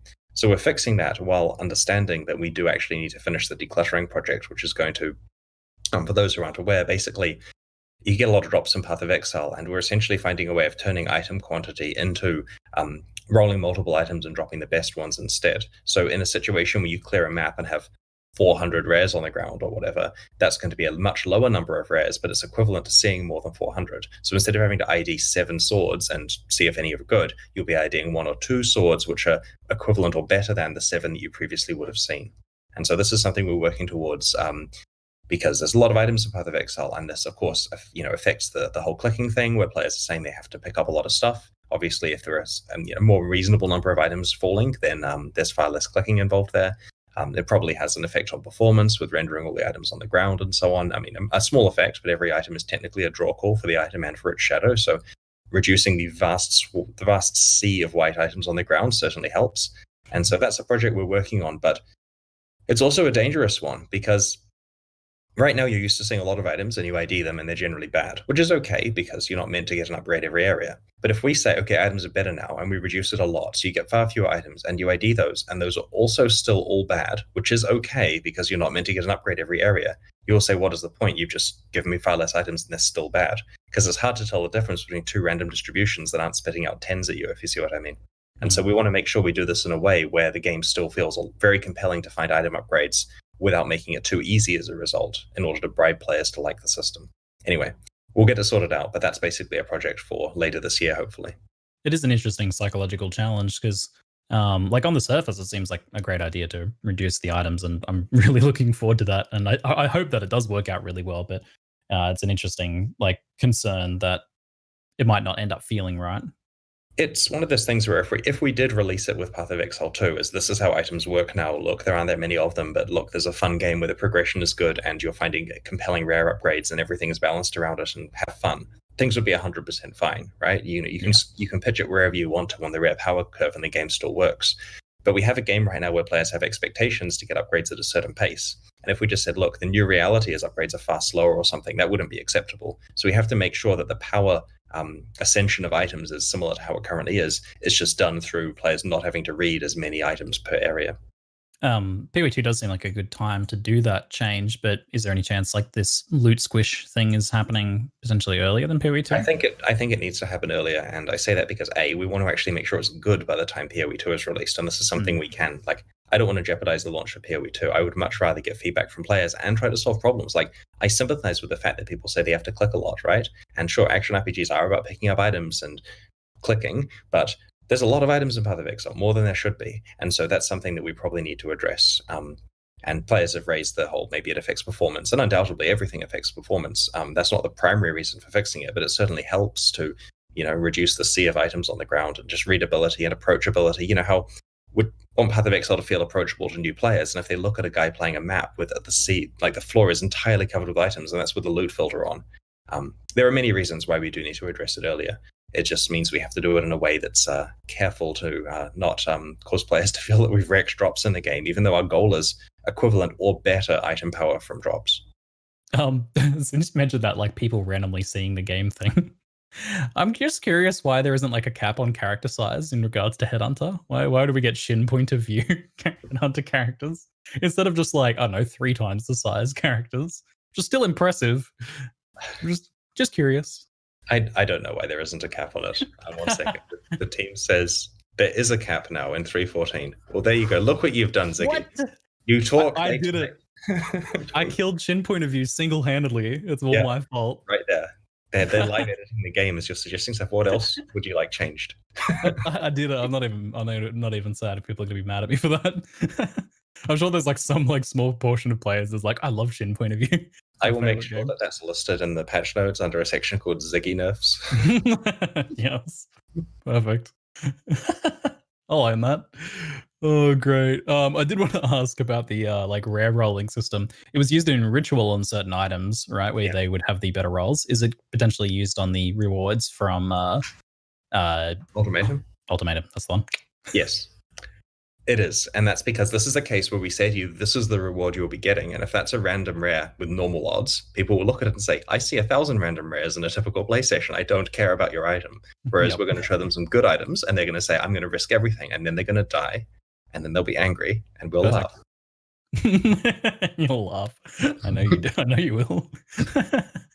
Is there anywhere else you're looking to add that system, like to, I don't know, like certain league-specific reward pools, blighted pustules, things like that? It's generally cases where it's not okay to drop a pile of items. I would rather generally drop a reasonable number of items for players to choose between, but in the case that we have to present them with one, then we'll make sure that it's a compelling one. And things like the display cabinets in Heist, or the items in the ritual window, or the ultimatum offerings, those things there, we don't get the ability to give them a whole screen full of stuff to pick from. So I like the garage sale thing of going through a bunch of things and trying to work out what's best, but we use the well-rolled stuff in order to offer people a single item. Now, of course, we'll be doing decluttering to make sure that when I say you're going to look through some rings to find out what's best, I'm not talking about 400 of them, but we'll hit a sweet spot. That was my earlier Path of Exile League currency making strategy, to look through hundreds and hundreds of rings and amulets. It's changed a little bit over time. There was some mention of Val skills. Will we be getting any new Val skills? There are no new Val skills in this expansion, but one could argue that if you're taking a Val skill that was previously barely used and making sure it is good enough to be used, then that's essentially the meta introduction of that skill. So we're hoping to see more use of the worst skills. And a lot of this is, like, we look at the characteristics of the Val skills that are used, and those are ones that have a lot of damage and cheap soul costs. And so we thought, well, what if we give a lot of damage and cheap soul costs to the other ones as well? And so I've been told not to oversell this. Do not hype them too much, Chris. These are just numerical rebalances. Be very careful. But it's exciting, guys. Be excited. He didn't Well, listen. the messages. He didn't listen. I'm kidding. No. The changes will be good. They'll make more Val skills be usable. And of course, there's new ways to buff them with, the new Atzeri base type changes and so on. So it should be pretty exciting. But not too exciting. On the other hand, very exciting. If I'm not the one doing the live stream next time, then you'll know what happened. You're not allowed anymore. Hi, this is Bex, and I'm not going to let Chris say dumb shit. Oh, dear. Hey, Bex. Hi, Bex. Okay, where am I? I'd like to ask about something near and dear to my heart. Can we expect any new quality of life improvements, particularly in the realm of reducing the number of clicks in the game or player strain? We're looking into QOL changes we can make, and we try to surreptitiously wrap them into each release that we do. So there's bits and pieces. Nothing click or strain related in this expansion, and that's partly because I want to try to tackle the decluttering as a way of really solving it. Like, I don't feel that suddenly action RPGs shouldn't involve clicking on items to pick them up. I think that that's been fine for a couple of decades, and humans' physiology hasn't changed. But I do completely acknowledge Path of Exile has way too many items to pick up. So yes, we will solve this probably by that method. I also have a pretty firm belief that it's important that in order for something to matter to players, it has to have some degree of weight in the game, right? That's why items have, the Tetris thing going on in the inventory, and why you've got to go and stash them in specific places, and things have to have identity, and clicking on them in order to pick them up is an important part of that. So I wouldn't want a thing where as you run around, the items are automatically scooped up into your auto-managed spreadsheets that you can, export to Excel and so on, which is kind of the way that goes. It's a bit of a slippery slope thing. But yeah, people having to click too much, we need to address that. And whenever we're dropping currency, for example, we do ask, what are some reasonable sizes here? So you get a few stacks to pick up. We make sure to fix it so we're not dropping pennies everywhere, like in some leagues. We are very consciously aware of that. But I think a lot of it's going to come from decluttering. And we're not afraid of making QOL changes, right? A discussion we're having soon is what QOL changes can we make? And it's good to keep pumping those out, just the right ones rather than ones that we're kind of badgered into doing. The Parandus coins are like a perfect example of picking up pennies, where you'd get Parandus chests that drop like literally 10 or 15 piles of 2 pennies. Sure. Obviously, those are being increased now as part of the Parandus change, but are like their piles being condensed, since those are things that can like super easily stack. I'll make sure that we're not having 10 or 15 piles to pick up when we're doing the changes here, because that does sound unreasonable. I beg you. Another one would be like, I noticed, so I'd been like tracking my clicks a little bit in PoE. And one thing I noticed was like a lot of my clicks are coming from transferring small items from my inventory to my stash. Mm-hmm. It's a lot better now that I don't have to change tabs every time I want to transfer something, so that happens automatically. But is there any like possibility of being able to do that sort of stuff in like fewer clicks to transfer over to your stash? I've already picked the item up and felt its weight at that point. A fair argument. There's some technical considerations with moving multiple items at the same time we'd have to look into, but that's something I'll discuss with the team. No promises, though. I promise I would patiently wait and watch the items go tuk, tuk, tuk, tuk, tuk, tuk, over from my inventory. Probably be really satisfying, actually. I look forward to hearing more about it. As I said, it is something close to my heart a little bit sometimes. Question about the breach stones. So now that we can use blessings to upgrade our breach stones, it's going to be a lot easier to get pure breach stones. Yes. Is the XP getting nerfed from those at all? No. Okay. Well, there you go. Lots of XP. We've got a lot more community questions now that have piled up. I've woven a few in at relevant points. Thanks for asking the questions, folks. We have Buse asking, what was the change in the life pool showing leech or something? So the life pool was doing, very perceptive by the way, Buse, doing some interesting things during a certain point. Right. Okay, so you're looking at a Petrified Blood skill there. Correct me if I'm wrong, guys, but this is the one where while you're on low life, which is now at 50% as the threshold, hits that you take will partly be applied instantly like normal and partly affect you over time. And so it shows 2 levels in your health orb, one of them being the level that's kind of trickling down to. I like the sounds of that mechanic. There was also the like more low lifey stuff that's based around not having auras reserved. So we saw one character that had an aura on, and then at another point didn't have an aura on and stuff like that. Yeah. So there's a bit more playing around there with the idea of low life this league to check into. Yeah, there's a lot of stuff going on here. We've got 8 new gems in total, and it really solidifies, it both makes low life easier to maintain, safer for people, lots of different builds, lots of skills that explicitly spend life by themselves, like a lot of the blood skills do, and also ones that count how much life you spend. And so it's a thing where you use the skill, and if you use it enough times, or other skills that consume life, then it ramps itself up a bit. And so there are a lot of different ways to build blood-themed characters. There's like a ton of interesting details in these videos, so I encourage you, if you're interested in some of that stuff, to go back and watch the VOD. I've seen it 3 times now, so I've noticed a bit more and more each time. But particularly the skills section, if you're interested in that life stuff, because I'm pretty curious how that's all going to play out. Rodrigo asks, with the buff to Abyssuals, will other belt implicits be buffed to compensate? Or will Stygians be stronger again? Everyone's shaking their heads at me.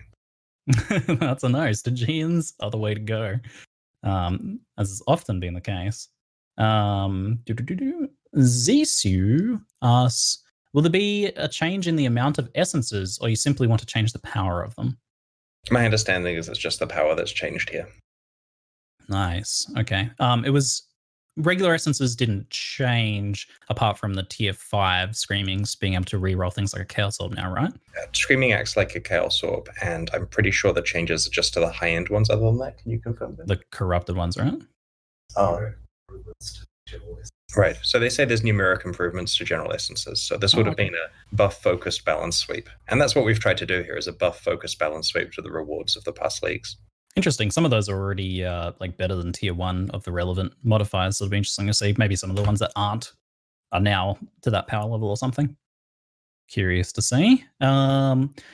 D. General Lee asks, what will happen to Twice Enchanted Lab? A double reroll? Yeah, I'm curious about this. Will it present all 6 options at once, or will it be like the 3 options, you apply it to an item, and then there's another 3 options? There's a little thing on the UI that's how many times you get to use. There's some UI that says how many times you get to use the bench. Ah, fantastic. So my understanding is it presents you with your 3 plus 2 options, and you can, so your 3 plus the other base types options, and then you can pick it twice. Yeah, if it was all at once, it would kind of be a little confusing because you'd be like thinking that you're only getting 1 enchantment, but just more options. That'd be like a completely different mechanic. Our past content reworks started with, let's make the labyrinth give you 3 choices. That was where that whole thing started. Then it went into itemized temples as our 2 headline features, and then so much other stuff changed. It was awesome. I can't believe like how many of those things were like literally my exact things that I wanted to see, like the itemized temples. And I just wanted to like point this out, but the items dropping from the boss in the temple. So now like the items that drop from the boss that with the specific modifiers are based on the runes in the temple. Yeah. That's how I thought it worked when the league first came out, and I was really disappointed when it didn't work that way. So I'm glad to see that finally come back around. It'll help. Yeah, I'm looking forward to doing a bit more temple action now, actually. I kind of wanted to. Beefcake Crunch asks, are there Atlas tree nerfs, i.e. the Harbingers? The Echoes of the Atlas passive trees. Right. So I haven't seen the changes for this, so I'm going to talk generally speaking here. We introduced the system in the last league, and that means when it's introduced, there's going to be stuff that's wrong. So there's going to be stuff that had to be buffed a lot. There's going to be stuff that had to be nerfed a lot. And so I would expect fully to see some of the most abusive stuff probably toned down. And I would expect to see some of the stuff no one was picking to be more powerful. But I have not seen the changes, so I'm just making that up. Let me ask the team. How accurate is that? Yeah. They say, yep. Something swapped around and stuff. Yeah, so there are a bunch of changes. I mean, it's the thing we're learning about as we go. We make the system, we test it as best we can with our team of, 150 people here, and then we dump it on millions of people online and see how they break it, and then they really break it. And then we can either choose to leave it broken, which is the wrong choice when you're running a game that's going to be around another few decades, or make some changes. And so this is version 2. It's still meant to be powerful and compelling, and we'll see what people think. Awesome stuff. A bunch of people spamming in the chat are just spamming flasks. So I'm guessing they're curious if there's going to be any flasking changes. No flask changes in this one. I assume that's the idea of like pressing flask frequently, which is something. Yeah, we're very aware of the feedback. We just don't have a change to make at this stage, and we don't want to make like small changes that don't really fix the problem or whatever. Gotcha.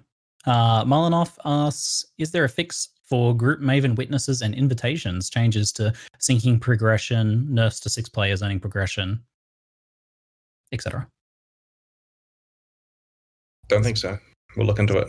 Yeah, so there's like a few questions around the idea of like multiplayer Atlas progression. Having done quite a bit of that now, there's like some stuff that works really well and other stuff that is a little awkward. So I think it's kind of just stuff that needs to be looked into across the board for a few. This is prompting some conversation with the designers, so we'll make sure that we look into that and have a look. No promises that that's ready by next week's release, but yeah, it'll certainly be something we investigate later.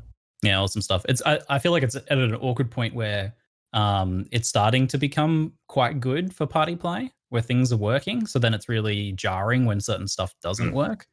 Yeah. So looking forward to seeing more about that then. Mbu asks, can you ask? I will. Is that all? Will fractured items get a similar treatment like split items? Can you 5-to-1 vendor fractured items for clean bases? I guess that might also apply to split bases too. Oh, so one of the team members has just clarified that there's a change for the Uncharted Realms invitation. Only the map owner gets the witness rather than everyone in the party. That's in 3.14. And someone else says we're changing so the capture of bosses in Uncharted Realms isn't shared. It's only the owner. Right, okay, fair enough. So that's one change there. Okay. With regard to the fracturing bases, I don't know of any changes there. No changes to the fracturing stuff.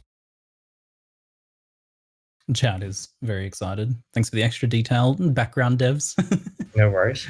I always love to like turn to the side and talking to the background I devs. would not dare do one of these by myself. I would never change that aspect of the Q&A. I love it when like one of the devs randomly like kind of pops in and mentions some things, or you like bring Neon over or something. I love those moments. Sekna asks, what are your thoughts on migrating hardcore leagues to SC leagues to encourage people to try out hardcore? This is one of those things that sounds really good at face value, right? Like, I'm a hardcore player, and I would absolutely love it if I can just keep playing in the equivalent standard league. But historically, the reasons why we didn't do this was that we felt it would be demoralizing for you to be playing standard, taking it seriously. And by standard, I mean the standard current challenge league, taking it real seriously. And then some hardcore player appears above you on the ladder, super angry that he's now in your trash pool of a league, blah, blah, blah, blah, blah. You see?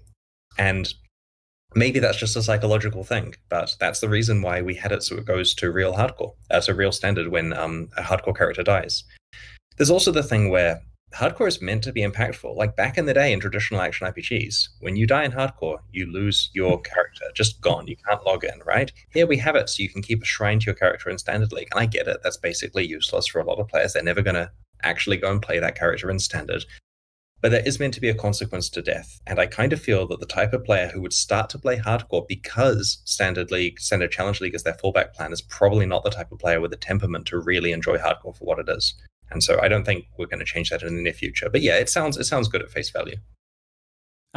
Envious and myself coincidentally ask any updates on racing, community events, and things like race seasons and stuff like that. If you didn't know, people, there was Path of Exile was featured on GDQ recently for the first time, was awesome. which was super exciting and really awesome job. And Taitai set a world record. Yeah, congratulations, Taitai. That was awesome.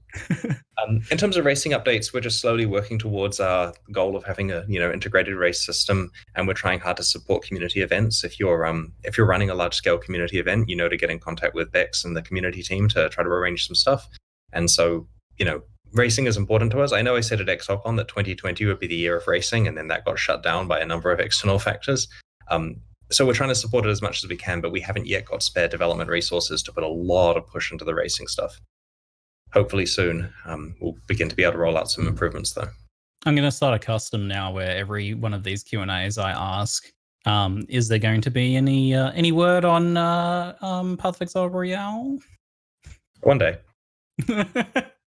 Ask me again in the next one. Okay, I will. I know, because you just said you would.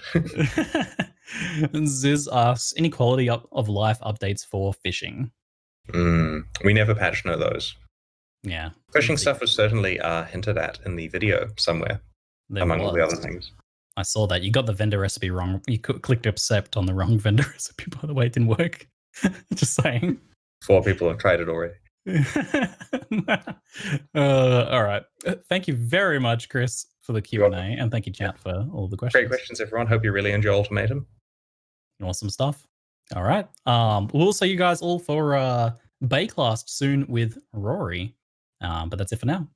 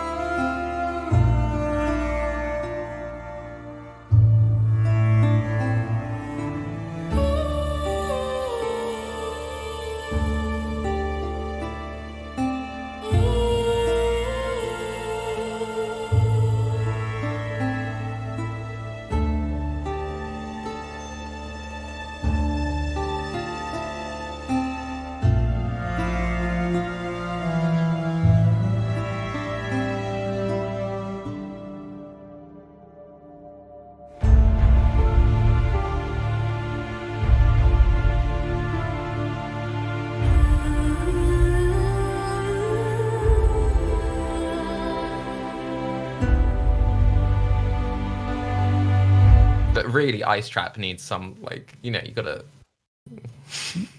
We're live talking. Hey guys, Sucket here, and today we're joined by Rory to talk everything to do with PoE 2 and apparently every single league under the sun getting a buff. So Rory, if you just introduce yourself. Hey, I'm lead designer on Path of Exile for Grinding Gear Games, and I work with all the designers and work with Chris and Mark and Eric and the leads on almost all the content that we make for the game. So, yeah. How does it feel to finally have that like trailer out there? I'm sure you were kind of a bit for a while. Yeah, it's petrifying. I mean, 2 months ago, it's sort of how can we make the best possible league? What's the best, most elegant, concentrated design? And now, in the past few hours, it's like I just hope everyone likes me. Just what can I do to make everyone like me? So it's good having it out there now and can breathe. But yeah. Well. All right. Well, what I think we should do just to do a quick like round table. If we just do our like PoE 2 thoughts, then we'll after do Ultimatum thoughts, and then we'll just harass Rory for like 3 hours. Nuggy, what was your reaction to the PoE 2 stuff? It looks amazing. Permanent health bars and really cool new weapons. I think that was like my initial reaction. I mean, I can go on. Yeah, you can. You can. I don't know. Just everything looks cool. The fighting looks cool. I don't know. We had some new monsters running around doing stuff. So yeah. I mean, if we can get that kind of combat, that would be really exciting to get a little bit more than just click the screen and everything dies, and have some like interactive combat. But endgame does what endgame does. We'll see. What about you, Octavian? I'm really glad to see new weapon types and to see a push towards a distinction between weapon types. What Chris said in the Q&A later about claws being able to be used as a pseudo unarmed setup now. More stuff in that direction would be great. Personally, I want to see more like gladiatorial weapon types, but that's just me. I want to see like people throwing weighted nets and having like big old javelin-esque spears. And we've got the spears already, but like a trident or something. But that's getting into some specifics that maybe we need to talk about the broader stuff.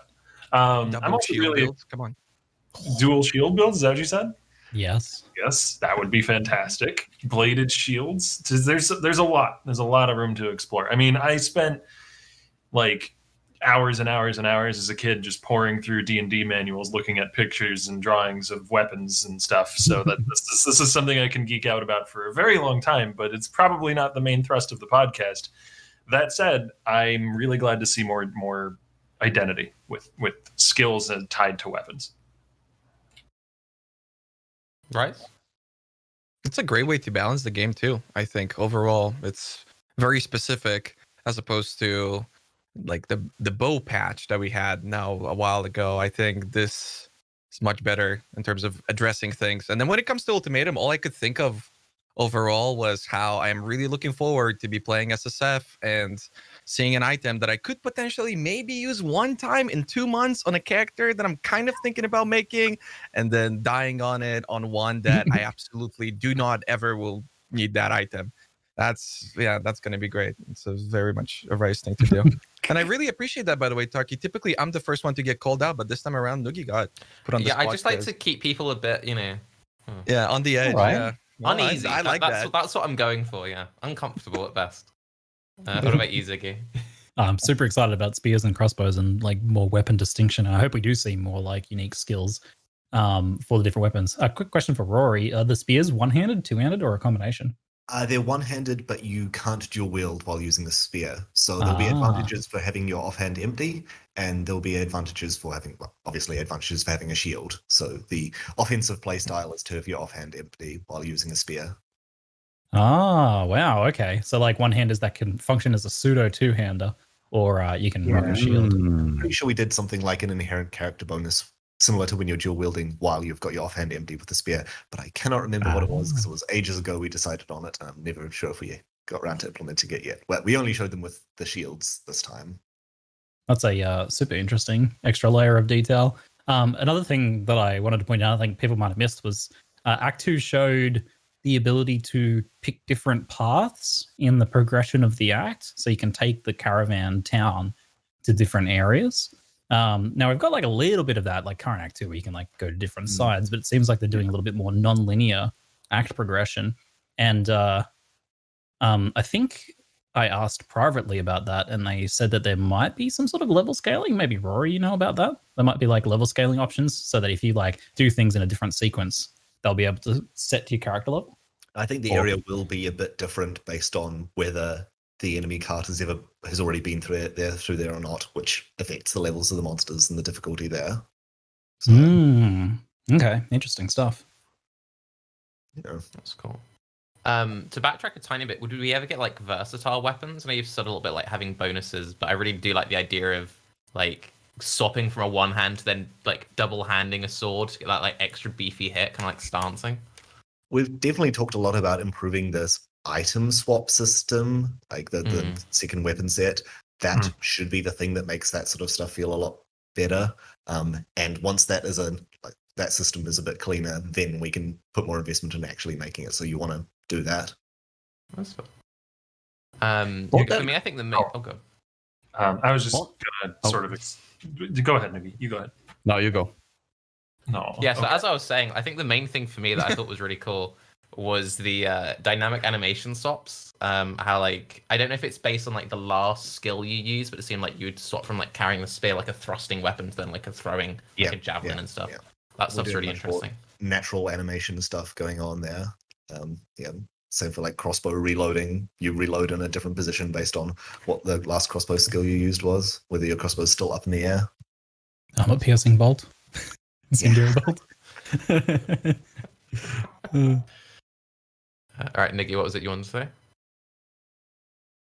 Wait, I just got distracted by Siggy saying that because I just started thinking about the Dread movie. Because when he mentioned it on the bit, I was like, "Oh, that makes so much sense. That is so funny." Yeah, I recently watched it again. We made sure we got dialogue recorded for every one of the Judge crossbow bolts. So nice. When it comes to having voice line stuff like that, I imagine obviously that's a little easier when you bring in new voice actors. But you don't have the worry that maybe if you suddenly want to introduce a new suite of skills, you're gonna have to bring back like the voice actor for every class, or. Well, in this particular case, we recorded 50 different crossbow bolt names just in case we can then pick between them later on. When stuff. In a way, it's easier for naming. Usually, for skill development, naming the skill is the hardest part. So now at least we've got a smaller list to pick from. That's the one where when the company gets involved in the name. It just doesn't feel quite right. That's a very quotable thing you just said, Rory. I hope you don't regret those words. Interesting. Right, okay, so before we get into like just harassing Rory, quick ultimatum wraparound. Guys again. Ultimatum, I really love the like risk reward aspect of it, and the like there's two separate distinct parts of it as well. Like you're risking stuff that you have yet to get in regular maps, and then in the itemized version of them, you're risking stuff you actually have put in your stash, which I think is much more impactful and scary because it's like, I've had this in my stash and now I'm about to, slap this Exalt in here and I might not get it back, or I might get twice as many back. So I love that. I love that change. I'm interested to see how it plays out with like the duration of these encounters. Actually, I kind of wanted to ask that to Chris. Maybe Rory knows, but how long does like a 10 or a 6 set of these encounters go for? Because Ritual was quite rewarding, but I eventually started to find that after like 3 to 4 weeks that it felt like everything took a little bit too long with it.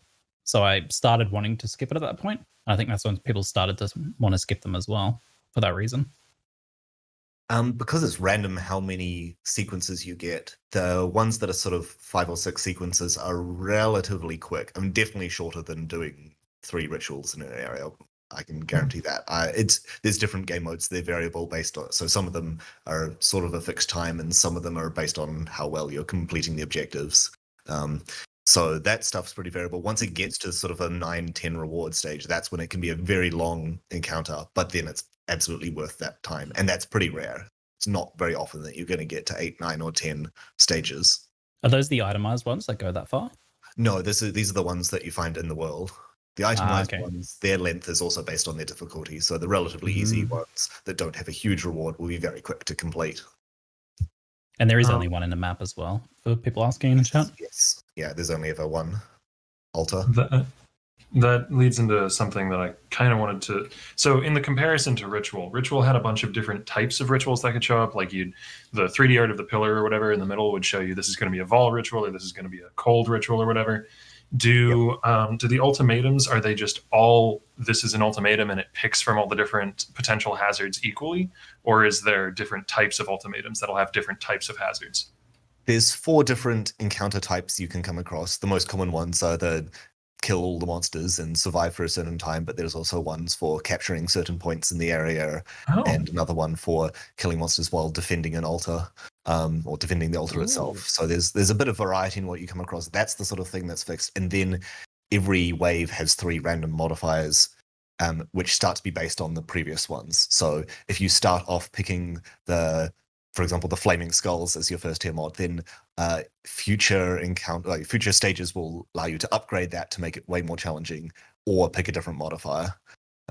So it escalates, but it's mostly choice based. I'd say the thing that, from playing this league, the thing that's most interesting about it is that you get quite invested in the difficulty modifiers. Like all the we're working towards making sure all the modifiers are quite challenging. So you really care about what you're picking there. It's the most invested I've been in actually thinking about the challenge itself, but it's all player choice driven there. That was kind of a big concern of mine, just thinking about that. How early do you think the average player is going to feel challenged while doing these? How many stages in, just to avoid tedium, possibly in the first initial stages with somebody who just has a above average strong character, but having to do those early stages to get to the ladder? Because there's 10 different stages, which is pretty large spectrum. Yeah, the early stages are faster than the later stages, so it doesn't take long to build up the challenge. They get progressively longer, and for the capture one, you have to capture more points once you get to the later stages, and that kind of stuff. Perfect. I was going to ask quickly, so like, just so we get an idea of how many different kinds of challenges there are compared to something like Metamorph, like, are we talking like 10 different, 20 different, 50? Like, how big is the pool of... of the actual modifiers that you can get? Roughly, you don't need to give like an exact, like there are 17, Something like 10 to 20 as you progress, but the more interesting parts come in the upgrading the individual ones. So it's not like, even though there's 10 waves, you're not seeing 10 different modifiers. Well, you're not having 10 different modifiers. You're often upgrading them. And there are certain ones that only unlock if you've got another modifier active, that kind of thing. So it's not the case of you'll have like the same choice every time. It should feel quite different between each one, would you say? Yeah. But then can you upgrade them 10 times over during a single encounter? Each one has 3. Well, certain ones have 3 tiers, and a couple have 2 tiers, but some also have 1 tier. There's some ones that are not so much things running around doing stuff as modifying your character. Like there's one that can just reduce your recovery rate, which is a tough one that you probably don't want to pick if you can survive the other options. And then there's ones like your projectiles will fire in random directions, which can be amazing. Wait, what? You don't care about it, but sometimes it ruins your day. You think this will be fine. I can handle this, and then you're poor Cobra Lash. I like that. I like that the fact that you always have 2 other options to pick from means you can put in some kind of weird and crazy stuff like that. Like you can't really justifiably do that as a common mechanic in something like Ritual. Like you couldn't have a ritual that just makes it so players' projectiles fire the wrong way, because that would break too many builds and make them feel awful in those rituals. Like you kind of experienced that with the foul rituals where they disabled move skills, and that had to be nerfed because it felt really bad. But you can put something like that into a mechanic where the player can choose to ignore it every time. Because if it really awfully detrimentally affects their build, they can just avoid it. Do you not then also have the worry that it's sort of like a free mod for anyone who isn't a projectile build? They're not super high weighted, so you won't see them every time. You're not going to end up with every single one getting a free mod, except in the rare occasion you get really lucky with it. So occasionally you might feel like you got a free one, but that should be the very rare occurrence. So have you made sure that there is a variant of these crazy ones? So you're kind of hitting everyone somehow? Right? So there's one for projectiles, which is, it's very iconic for anyone who plays like a bow build or something. But if you just slam in the ground with big AoE, do you get some craziness then? There's one that greatly shrinks your area of effect, which is a bit rough, but a few special ones. There's I mean, for example, there's one that if you use a flask, it removes any other active flask effects you have. So that is pretty rough. You're alive. No, there's one you don't pick, is what you're saying. There's one you just don't pick. Imagine if flask choose your poison. Oh God. This is a trial, by the way, for future flasking. It's a buff to that one keystone that, superpowers one flask or whatever. Question. So for the players who, for whatever reason, have incredibly tightly timed flasks, say like at the exact same time, does it pick one at random? Like, how does it know which one to knock, or does it just knock them all out? There is always an order to things. There's no such thing as a simultaneous event in our game, I'm pretty sure. So it may be whichever key press reaches the server information first or something like that. Certainly no human fingers could press all buttons simultaneously. Here we go.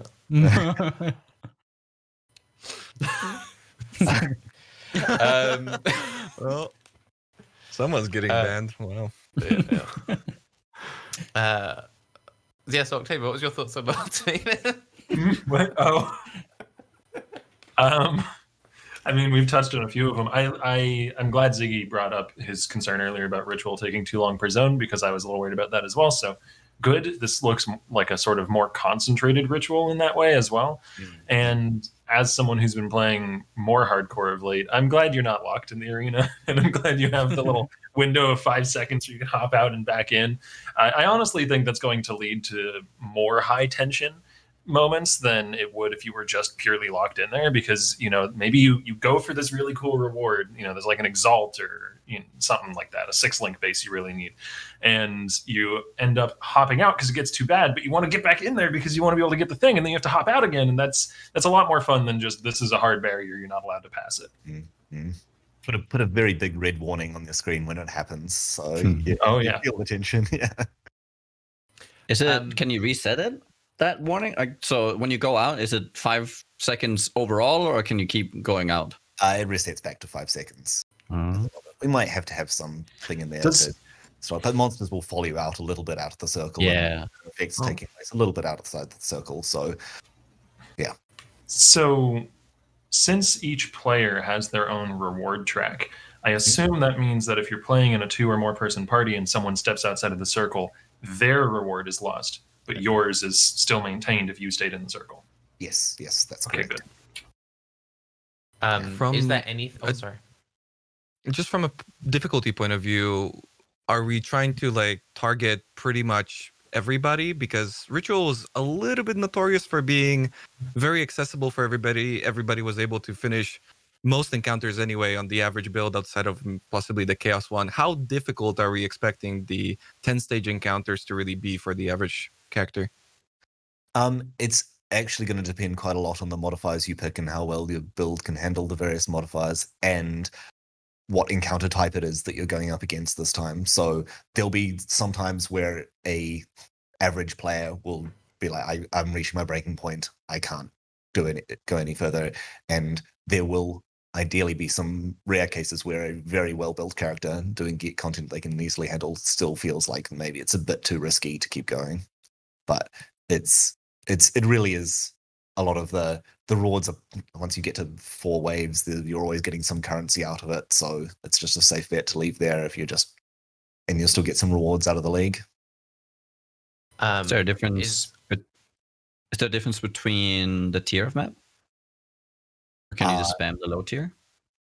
The rewards definitely. There's higher tier. I think maybe the 10th one only turns up at a certain tier of map, the 10th wave. So higher tier maps are the only way to get the very best rewards. Nice. And they have better reward pool weightings as well. Good. I was going to ask, is there anything to help normalize it in certain layouts? Because obviously if you're in a cells or something, have you thought about that side of it at all? There is some stuff to prevent you cheesing the survival one by hiding in a corner in cells. But the different game, it does affect the gameplay. The different game modes are affected differently. Like survival is a lot easier in a closed off area, while the wiping out monsters is a lot easier in the open up area. So it's quite variable with the encounters. It's not going to feel like it's the same in both areas. Just a small clarification. Are the monsters summoned by the ultimatum locked within the circle, or can they step out of it to chase you as well? They can step out to chase you a short distance, but if they run off by themselves, they'll decide to walk back to the circle. Okay. And if you find a place to hide from the monsters, there's a fallback thing where they'll teleport to you as well. So you'll never be lost looking for that last monster. It will always come to you if you... I love that. Yeah. Yes. So, do you worry maybe that you might have a situation where if it's like super rewarding that people will be running like only blue maps or something? Because obviously this will be quite dependent on the map mods you have. It's possible, but there's so many rewards in the game now that are dependent on getting good maps. So you're probably... I can't imagine that it's worthwhile to do that unless you're really just trying to get the 10th wave to proc for the challenge or specific reward from that. So that's fair. One concern players might have could be a repeat of Legion, where Aura bots and Headhunter become the best way to basically beat the content and get super rich from that by buying up all the, people buy up the 5 ways and run them, and it was always the most rewarding thing. And if you didn't have these super Aura bots or Headhunter, you couldn't really justify buying them. The challenges aren't so extreme that every single wave 10 will require you having that kind of level of gear. The itemized trials, definitely the rarest of the very hardest of the itemized trials, is something for the people that have perfected their gear and just want to make huge amounts of currency. But those are relatively rare compared to the ones that are just more standard currency doubling. I guess they're pass fail as well, whereas Legion was like a scaling thing. Like the higher your character performance, the more rewarding it was, which is what screwed the economy of it. This is you either get the reward or you don't. Yeah. The itemized ultimatums, what were they called again? Inscribed ultimatums? Yeah, the inscribed. Those they're just a random drop during Ultimatum League? Okay, so they don't specifically come from ultimatums and maps or anything like that. No, it's any map, and they're more common the higher tier map you are. Oh, neat. I guess one thing which is quite good about those as well is if they're giving you mostly a set reward, it kind of stops the economy getting too messed up. Because obviously with Legion, there was like super like high roll aspect of it, of like you had to be able to clear it fast enough to get the loot. Whereas if this is a guarantee of like 5 exalts, you can't ever sell that for like 6 because it wouldn't make sense, right? We'll see if there's a challenge. Well, yeah, I guess if there's like some really obnoxious like clear 10,000 for challenges. Don't tell me how to live, Tarky. So obviously Ultimatum's got like a really heavy Val focus. Do you find it like easier or harder to revisit old ideas because you kind of have confinement you have to work within? It is, I mean, it's really the art team that are the ones that sort of go to the next level. I mean, we've got a lot of the Val are a very common thing to come back to because they've got a very Path of Exile sort of skill set of a lot of sacrifice and a lot of blood and things. So like it works well. It just makes sense that we need something to attach a chain to. Okay, let's get a giant beating heart. That seems like something that the Val would have. So that's it's sort of designed itself. Did you start with like you want to do some more Val stuff, or did you start with the idea of Ultimatum and then linked it to Val afterwards? I think it was actually Mark and Chris Neon and Chris that came up with the concept in the first place, and I think the Val thing just fit perfectly with the risk reward thing. We may have even had the Trial Master model ready to go, and like this guy, see that concept art, perfect for this league. Guy with a giant Chaos Orb for a face. Love it. So with that, obviously we're seeing this like big focus on these blood theme skills. Do you have any favorites from the bunch, and how do you see these fitting, especially like the new low life stuff? How do you see that fitting into like existing builds and archetypes? Yeah, the petrified blood one is the one where you're mitigating, well, delaying damage while under life is a really crazy thing. I was very scared of the idea of it because like this is gonna change so many things and open up so many new options. But it is really cool when it's opening up all sorts of new possibilities that I'm really just curious to see what people come up with for it because there's going to be some crazy combinations. And the fact that low life is now 50% makes a big difference for it actually just making items in future where caring about being on 50% life is something a life character can care about a lot more. That must get weird really quickly, the causing players to take like a portion of damage as dot. Because like previously, I don't believe that like say a fizz take and his fire effect would be effective against a fizz dot, for instance, because I believe that only applies to hits. This is only applying to hits as well. Okay, So okay. That simplifies things for the character. Yeah. Can you kind of die with it and then stay alive where it shows as if you fully depleted your life, but then your regeneration like kicks in before it kicks in? You can definitely see your entire life bar is filled up with the petrified blood visual where you're like, oh, I do nothing, I'm dead. So that would what if you log out with them? Then you survive. So,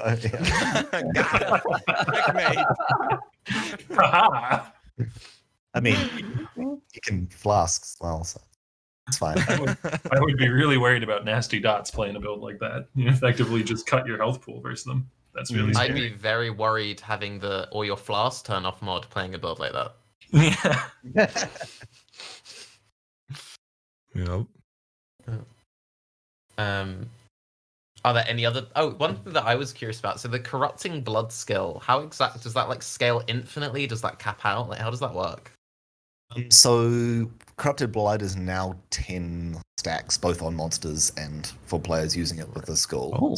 So it's a little bit nicer for players where you don't get the huge damage burst if it gets the ridiculous number of stacks and you don't notice. But it is sort of it's capping at 10, and the damage is based on the gem level and the supports that you apply to it, or apply to the buff itself. So it's got quite a unique way of scaling, but it is sort of hit an enemy 10 times and maintain those hits to keep it at full strength.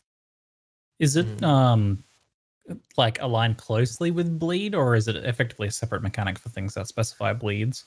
There's a couple of things that we switched to applying to physical damage over time instead of just restricting them to bleeding, and a couple of new passives that work for physical damage over time multiplier, some item modifier stuff as well. So there's overlap, and it's definitely a good option. Like there's a build there for doing it with Crimson Darts applying the 8 bleed stacks. So there's some interesting things you can do there.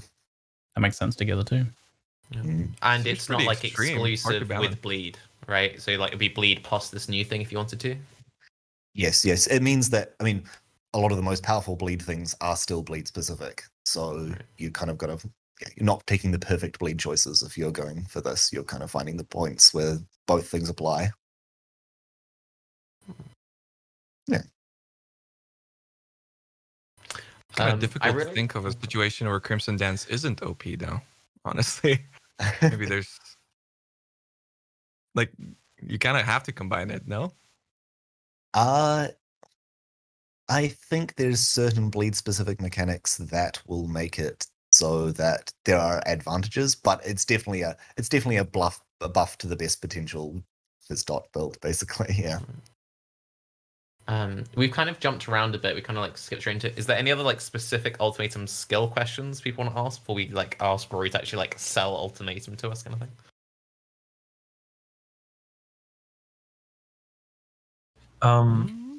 I don't know if it counts as an Ultimatum skill specific question. It's about the Vol skills.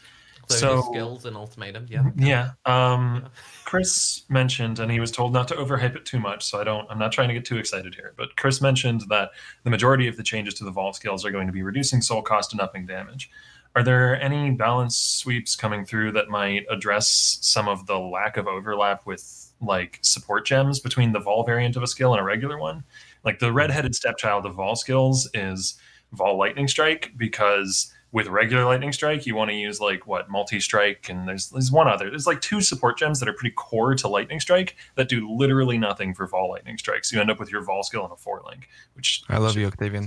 Awful. It's like Ancestral Call, I think. Yeah, that's the other one. Yeah, there's really, the thing is, the damage should go up a bit to compensate for the fact that you're not getting the optimal stuff of using them both. But there's also a couple of new unique items and things like that that could help out those specific cases as well, which I don't want to spoil. But yeah, I mean, you can. We won't. I don't know what I'm allowed to spoil. All Everything. of it. You have our permission. Okay.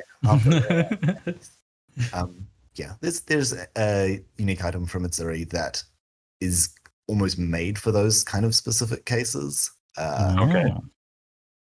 I'm in trouble. Oh no, I'm fine. Look at So, what's the red dot on your forehead? What's going on there? So it is a tricky case of, it would be nice if we could somehow find a way for those things to apply. There's one thing that isn't actually done yet, so I'm not 100% sure it's going to get in time for Vile Ground Slam that we're hoping to do. That is kind of one of those examples of letting a mechanic that shouldn't apply to Vile skills apply to Vile skills, but I definitely won't say, because it might just be like, nah, it didn't work. Sorry, programmers tried it and it failed. So yeah, fair enough. I'll tease that. What are like the limitations of trying to revamp Vile skills when you know that your entire skill gem system is about to radically change in the future? It's kind of we've got to ignore it, but then it's also well, this problem isn't worth solving because it will solve itself when PoE2 comes out. So we definitely don't want to half-ass the changes, whole ass or no ass at all. So we trying to focus on doing what's needed to make it so it works. But it's sometimes where we know that there's some core system change that's going to have to. It's absolutely mandatory. Also, just like there's 1 week of development left. We've been tweaking this thing for 2 months, and we still feel like there's something to be done. It just has to come later. So what you're saying is that all the mechanics getting revamped right now are for sure going to be in PoE2 and not, in fact, getting removed like Beyond. There's some things where it's just too much to think about every single thing and how it's going to fit in. We'll burn that bridge when we come to it. My favorite mini game, you might enjoy this, Rory, is I have a few of the programmers on Twitter, and I just ask them how the gem conversion's going, and they always get really happy. Maybe you should try that next time you walk past their desks. Have you guys worked out how that's going to work? There's a plan, but it's gonna be messy. With we came up with a thing, and we're like, should we do it now just for this? Sorting out one particular change, it's like, nah, it's going to be too much to do just for. It's going to have to be some horrible nightmare for the programmers.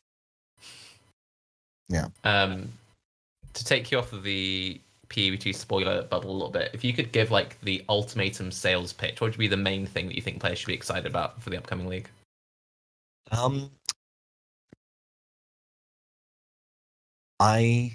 Honestly, the thing that happens when you get to the 10th wave is really cool, and I can't there's a thing. tell you what it is. But it's pretty exciting, and let's just say that every choice you've made on the modifiers on that encounter up to that point, you will really feel at that point. So to get to that stuff, it makes all the like difficulty modifier choices you have that much more interesting. So yeah, I just really like it when you just pick a modifier and then you regret your choices in a horrible way.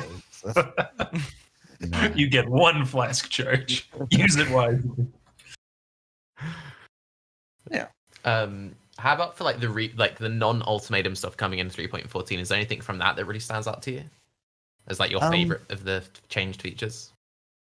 I'm honestly excited to just play around with some more Vile skills, because I like the whole thing of having the epic ability that you drop down for massive damage is cool, and it's nice that there's more builds that have that as a like, hey, here's a reason to play Flame Blast over another Ignite skill, is that I get to do the Vile Flame Blast thing. Don't do this to me, Rory. Don't give me hope. It has been buffed. I hope it's by enough. We'll see. I think it's pretty solid. So is it the plan to have it more to have it more of a viable thing during bossing to use wall skills as like part of your.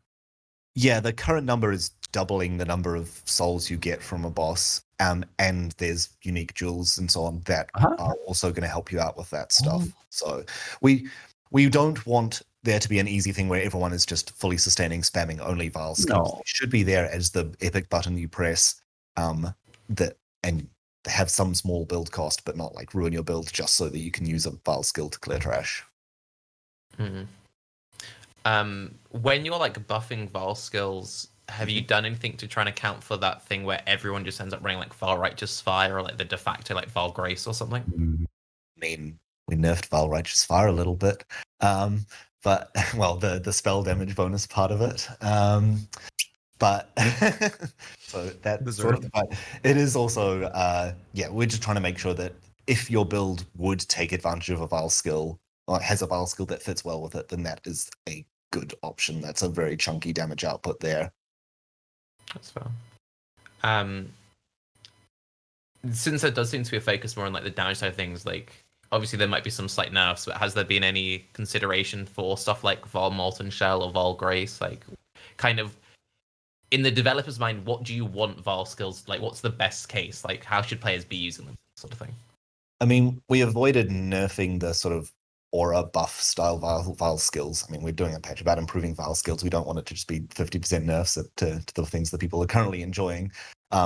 So it's really that we're trying to sort of have these things be competitive with them, but both are still valid choices. Well, ideally, both are still valid choices. Yeah. That's fair. We touched a little bit on the difficulty side of things, and it's clear that you're trying to like push it more into the red maps, so you get like that 10th wave. But for like the campaign and the early maps, how would you compare the difficulty of Ultimatum to something like Delirium or previous League mechanics? Definitely not as challenging as Delirium can be when you get to the higher depths. It really is sometimes you're just going to have a nice relaxing ultimatum and you get some rewards from it. It's not every single fight is a bare knuckle fight for survival, but those encounters will come, and you will have a lot more warning when they do come because you're the one that chose to make it harder, chose to keep going. How exactly does the because it seems like there's like a time slow or like a pause where there are mobs still around you when you make the choice? How does that work? That is just every time the wave switches, the whole instance stops. So if you've got a party member far away, they'll be paused. But if you're in a party, there is a limited amount of time that can happen for, so someone can't AFK and leave you stuck there forever. But so if you're solo, you've got as much time as you need to pick the options. In a party, there's a timer, and then the timer gets a lot shorter once someone's picked something. So you can see your party members' choices as well. So you know someone's locked in an option and the timer is ticking down. So once you recognize all the icons, like the same icon always means the same modifier. So you see the sort of totem-looking object, you're like, that's what I'm going for. It's only like 2 seconds to pick time stop, pick the modifier, and time resumes. We had it as a longer time stop with more epic effects, but we did what we would have done in a week after release anyway and shortened it right down. So it's quite a snappy time stop thing now. So I guess it probably is like the same tech you used when like Shaper used to come into maps. Is that sort of... Yes. Right, okay. We've just improved it a little bit to handle nicely if a player joins the instance and that kind of stuff. Okay. That's really good. The thought of the mob still moving and you being held in one spot was not appealing at all. One thing I'm curious about, since we've got quite a few hardcore players here, what are your guys' like main fear about playing in the league? As in, what am I afraid of dying to? No, this is more for Rise, Nugi, and Octavian. Like, what is the main thing that they're worried will happen to their characters, and then you can be like, that will happen, or no, you'll be fine, sort of thing. My own stupidity. I already said it. It was the thing where I just want an item that I'm never gonna use. It's gonna lay in my stash, and I'm just gonna die for it. Yeah. Stacking auras, like high style, or Legion. I think that's my biggest mob concern. stacking auras. Yeah. That is always a concern with this stuff. Is it just completely random? It just can spawn any auras that it wants, and I think there's one modifier that's disabled entirely because it breaks some mechanics with it. But we're doing something with Cannot Die, which we're still experimenting with and playing around with just to see how we want it to interact with this league and potentially affect other stuff as well. But it's not decided on, and it's not a thing we just want to take away a core mechanic. Ideally, it's just changed in a way that fits the encounter style better. Is the disabled modifier proximity shield? It might be the one that raises everything up as specters, just because raising dead ultimatum monsters is specters. I mean, saying that all ultimatum monsters will be spectrable, with setting the rares so they can spectre them. So there's some new stuff to play around with specters, but monsters won't be able to spectre themselves. So yeah. A suggestion for a quick solution for the Cannot Die would be to entirely remove it from the game. Just saying. That sounds like the easy way out. For you guys. Sometimes it's the good way out. Allies can die. Just preventing it bricking the encounter. I was actually going to ask about that because you do have a history with like certain problematic mods and GG being very firm about like, no, we want to protect it for the integrity of the game or sort of stuff. Where do you draw the line between this is something that we like and we want to protect and okay, no, this is a real problem, this has to go? It's different for different developers. So yeah, I think Chris and Neon and myself all have slightly different stances on it. Kind of the same thing of we've kind of agreed that we want to keep everything that is a challenge in the game there, just prevent it actually creating problems.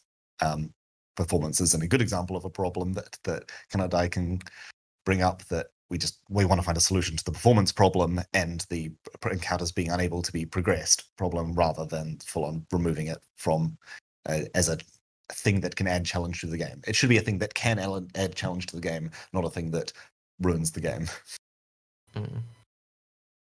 This is more of a specific balance question. I didn't really want to get into this, but I will. How do you feel about explodey chests? Because I feel like explodey chests is kind of just a thing that has existed, and yeah. There's a sector in the upcoming Balance Manifesto to talk about what we're doing with that stuff. But I'll save it for the Balance Manifesto. So that's fair. That's fair. Alongside all the other nerfs. It's getting buffed. Poggers.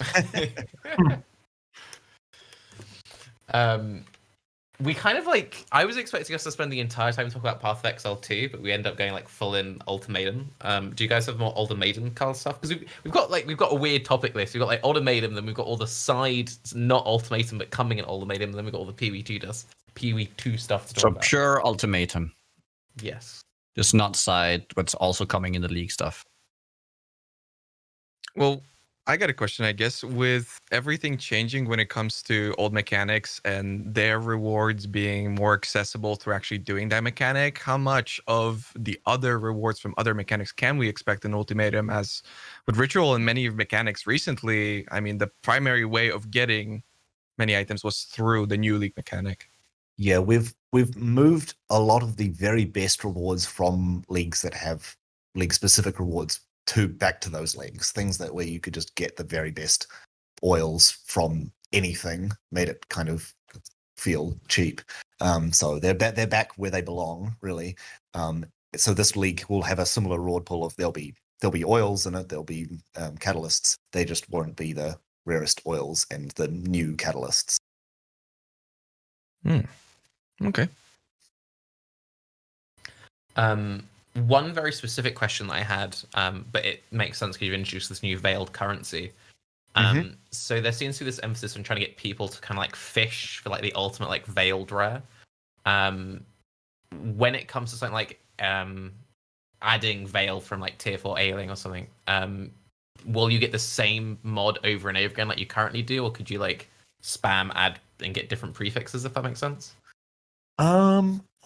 I seem to recall we did something for that, but I can't remember exactly what it was. I think there was something done so it is more random, but I wouldn't put my money on it. I can't remember the specifics of how it ended up working. Yeah, that's right. It was a very specific question that guy asked, and I thought, that's a good question, but it is very specific. It's one of the 3 questions that I wrote down, goddammit. I'm pretty sure we changed the generation to be based on some ID, mod ID, rather than the item ID, so I think so, yeah. Oh. I mean, it should be that you can use a Veiled Chaos Orb on a weapon repeatedly until you get the Chaos Storm multi one. You can keep attempting it. Okay. So does that also mean you can't? I don't know if the unveiling system, the way we used it now, if you wanted a specific one where you would keep unveiling the same mod, so that would not keep happening anymore. So you would basically negate that for people who are trying to. I don't know if I missed something in terms of the whole unveiling system, in terms of like how easy it is to do now. But that was a thing people did before. I must have missed something. I don't know. I am pretty sure that you will get a different set of veiled mods on the same item if you apply a new veiled mod to it and reveil it and things like that. So it is a sort of, you just need one weapon and spam it with veiled Chaos Orbs if you're after a specific craft. Like trigger mod, which is a common one. Right, okay. So that would probably also affect Ashling research with re-adding. And yeah.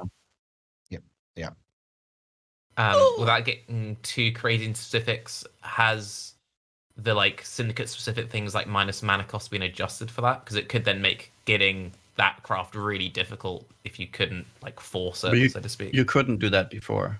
You can't, yeah. That is a master specific. The way you do that is that you put that master in the front of research or intervention, and you keep getting the same master again and again. There are a couple of things, like, for example, one of the Iceling rewards is you get to pick one of the other master's items with that master's mod on it. Ooh, so if you're after a very specific craft, there's a syndicate option for that as well. Okay, I gotta ask it. When it comes to the Katarina thing, you've seen such a massive buff. So many things change, trying to reward it in so many different ways. Why not just make it that it doesn't reset the board? It really is the core design principle of the mechanic. And also, you don't lose as much as I think you lose when you reset the board. Like, for example, it doesn't matter if someone has more than one friend connections. It doesn't increase the number of allies, the chance of allies coming in. As long as someone's they're friendly with one other person, then now they have a chance for another person to come in. So having every single person attached to every other person is really like, there's a specific outcome. And that's the thing, if that's really what you want to do, you can still do that. It's now potentially just not the only way to get certain rewards in the most sustained way. Especially seeing as the tier 4 one is basically doubling the rewards of just about any master. I think part of that is also that you lose the ranks. So it takes a lot longer to then generate some of the safe houses. So if you have, say, a full 3-rank safe house, retaining some of the ranks could be a way at least. To be fair, we don't know what the passive tree nodes on the Atlas are going to be like next league, but this league there's a good number of general. Oh, it's definitely easier. Yeah, like it is a lot easier to reinstate higher ranked characters. Yeah. It was like I tested it for a while this league. And in hardcore trade, which is a very different market, so take it with a grain of salt, it was like on the edge of being worth farming Katarinas as quickly as I could. So yeah, I guess the new system, it would probably end up being worth. Yeah, I'm pretty sure, I can't remember the specifics, but I'm pretty sure we didn't nerf any of the syndicate passives, and one of them that gave safe house experience, I think, was buffed a tiny bit. Okay. So, and yeah, my personal experience is that leveling up guys in the correct zones was pretty quick. So it should be now even more worthwhile to be doing that. I don't want to get into like specific things like did you buff Valdos or nerf this, but like should we expect much of a shake-up when it comes to the Atlas passives next league? There's a little bit of a shake-up. We actually switched a couple of nodes round and where they were in the tree to fit. So they've got a stronger theme to this Legion one is themed differently from the other ones. And there's definitely some particularly rewarding strategies that are being cut down, replaced. Ideally we're trying to keep everything interesting, so there's some more interesting mechanics going on, but there's some things like, for example, the incursion one where monsters are all magic is now on the node that says that you get more time from killing monsters. So they sort of work together, and it's good for both if you're struggling with incursion, but also just adds more reward to the incursion. And the fact that ritual is now in there has meant we just shuffled around some things. What was the like main challenge when it came to adding ritual? Like, did you design ritual knowing that you'd want to add passives for it? Was it like a difficult league to iterate in that sense? We thought about thinking about it, but it was like, no, let's focus on making ritual good as it is, and then we will come up with stuff. And we've come up with some interesting things that this is the best place to be doing rituals if you're wanting to use things. There's stuff like the blood-filled vessels now act as if they're a ritual scarab, and that they guarantee ritual in that area when you run them. Cool. The difference being that you can't get the ritual splinters in those ritual vessel created areas, so you can't infinitely farm them. But it's now, well, those are quite much more useful because they are guaranteeing rituals. This isn't a question we ask often since we have you here. Just how successful do you feel like Ritual was as a league, and just the introduction of all the Maven stuff generally? Ritual did pretty well considering that it was a lot of the team's focus was on the Maven stuff and on Path of Exile 2 stuff. So it really achieved a lot considering the resources put into it. And in terms of the picking the reward thing is a great system. I think like being able to choose what you get makes the rewards feel more special, in the same way that I feel Ultimatum picking the modifier of difficulty makes the difficulty feel more special. Yeah, that was the thought. Was there any lessons you learned from Ritual that went into Ultimatum? I'm guessing we like picking things. I mean, the biggest when I was like, okay, now this is what Ultimatum is. I'm like, how are we going to make this as difficult as different as possible from Ritual, because it feels like inherently fighting monsters in a circle. But so a lot of the focus of Ultimatum is make it feel different from Ritual, and rather than carrying over the things that Ritual did well, let Ritual be good at the things it did well. Are there like key things in the actual combat in Ultimatum that you did to try and differentiate it from Ritual? Because you're picking the modifiers and all that, but like I don't know. Specifically, the rare monsters in Ultimatum are a lot tougher and have more special abilities that you want to care about a lot more. So in smaller scale combat is a bit more of a gameplay thing. There's more dodgeable stuff than a regular random map would have. The monsters are tougher than Ultimatum, than Ritual monsters. Are there Ritual specific monsters then? Because I don't think we had, Ultimatum. We didn't have Ritual specific monsters. We have Ultimatum specific monsters. All of the monsters are Ultimatum specific. Oh, that's bad. Valish constructs, or Valish warriors, or Valish apes. Okay. Things like that. Okay. All monkeys. Sure. I mean, in the trailer, there's lots of just strange little monkey men sort of running around. Yeah. Is it like a conscious design effort with these repeat of like small arenas, like we saw this kind of like with the Maven arena, then Ritual, and these small places try and like bridge the gap a bit between like the off-screen builds and the true melee, whatever that means? It wasn't really a conscious decision. It was just trying to make it feel like its own kind of combat, and they just all ended up being. That wasn't the core factor, but the combat that we came up worked in the small contained arenas. That's fine.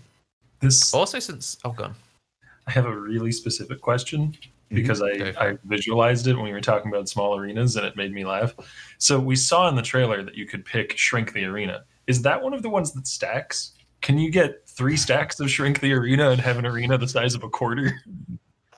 No, it doesn't stack, and it does require you having picked a modifier that adds some area control. You already have Poison Cloud or Runes before you can see that. So if you're just in a big open area with no area control threats, you won't be offered that. Only when the area is already constrained that it gets even smaller. But that is one of the rare examples of a modifier that can make the encounter a bit faster or a bit easier to do for corpse explodey builds, that kind of stuff. Blade explosion builds. Yeah.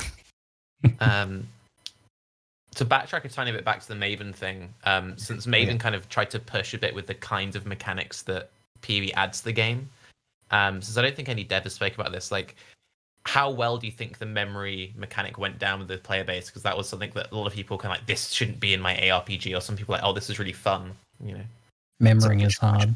Particular mechanic? The memory game on Maven where you have to follow the floor pattern around and stuff. I wasn't directly involved in the boss fight, so I haven't thought about it too much. So I. It's fine. You can just throw someone else under the bus. Solid dodge.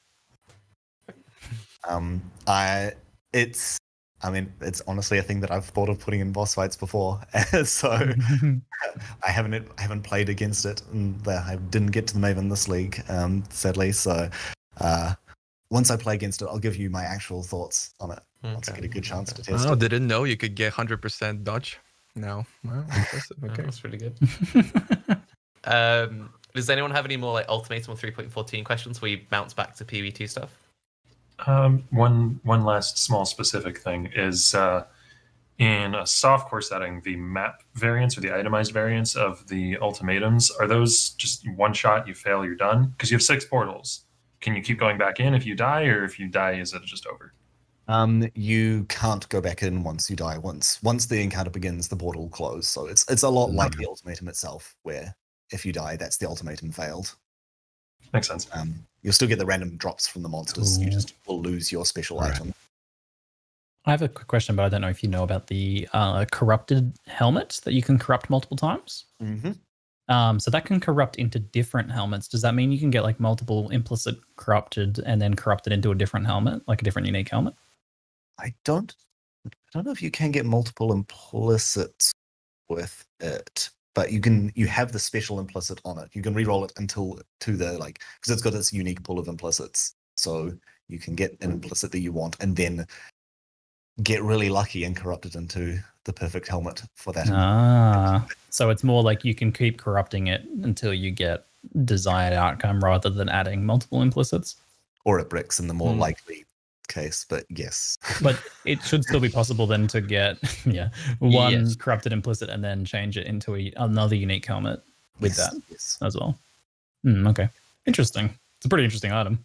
It's a fun item to play around. We just some of the other developers hadn't seen it, so I just brought it up, and they're like, let's just file it a few times. Okay, let's do another one. That was fun. Okay, let's do another one. Well, I love the gloves. I think that's always fun finding those and crafting them. So I think it's a cool design space to have items like that. All right. Well, I finally built up the courage to ask this question as a Diablo 3 main. How viable is it to only run around and open chests and not kill mobs ever now that that system is revamped? Which chests are you thinking of getting all the loot you need from? Just the white ones. I saw Orb of Binding. Can you scale that? Or just estuary map meta? Yeah. I'd say do the testing. You get back to me. Spend a league doing just that, and we'll see where we end up. I'll do it too. I did it like in Onslaught back when Quantity worked on chests. It was good loot. It's good stuff. I feel like, Rory, if you were to request Slippery Jim to do like 100 million chest only maps, he'd do it. We could technically. He probably would enjoy doing it, but we could technically automate it and do it ourselves and find out the results. Oh, but that's it's more fun for you to do it. Yeah. Thanks. Okay, so I guess PvT stuff. So obviously with the spears and the crossbows, it seems like you're trying to like push the specific weapons have a specific feel when it comes to the skill stuff. Yep. How much of a challenge is that when you've got all the pre-existing like maces, axes, and everything in the game? All of those things we feel like we're going to make significant changes to make them all feel unique. They have, the implicit effect of them being quite different from like having a mechanic that maces have a mechanic that only maces can have, basically, rather than the current just a bit of stun reduction, is the general idea. And then you can have mace passives that actually affect the passive of the implicit of maces, that sort of stuff as well. And the other part of it is animation changes. The fact that we have the new PoE2 character rigs, where already the weapon types feel different because they move differently, and it means we can open up entirely new skill design that we just haven't had the animation capacity to do with the old character rigs, where we can actually have a movement skill for maces that feels like a movement skill made for maces, that sort of stuff.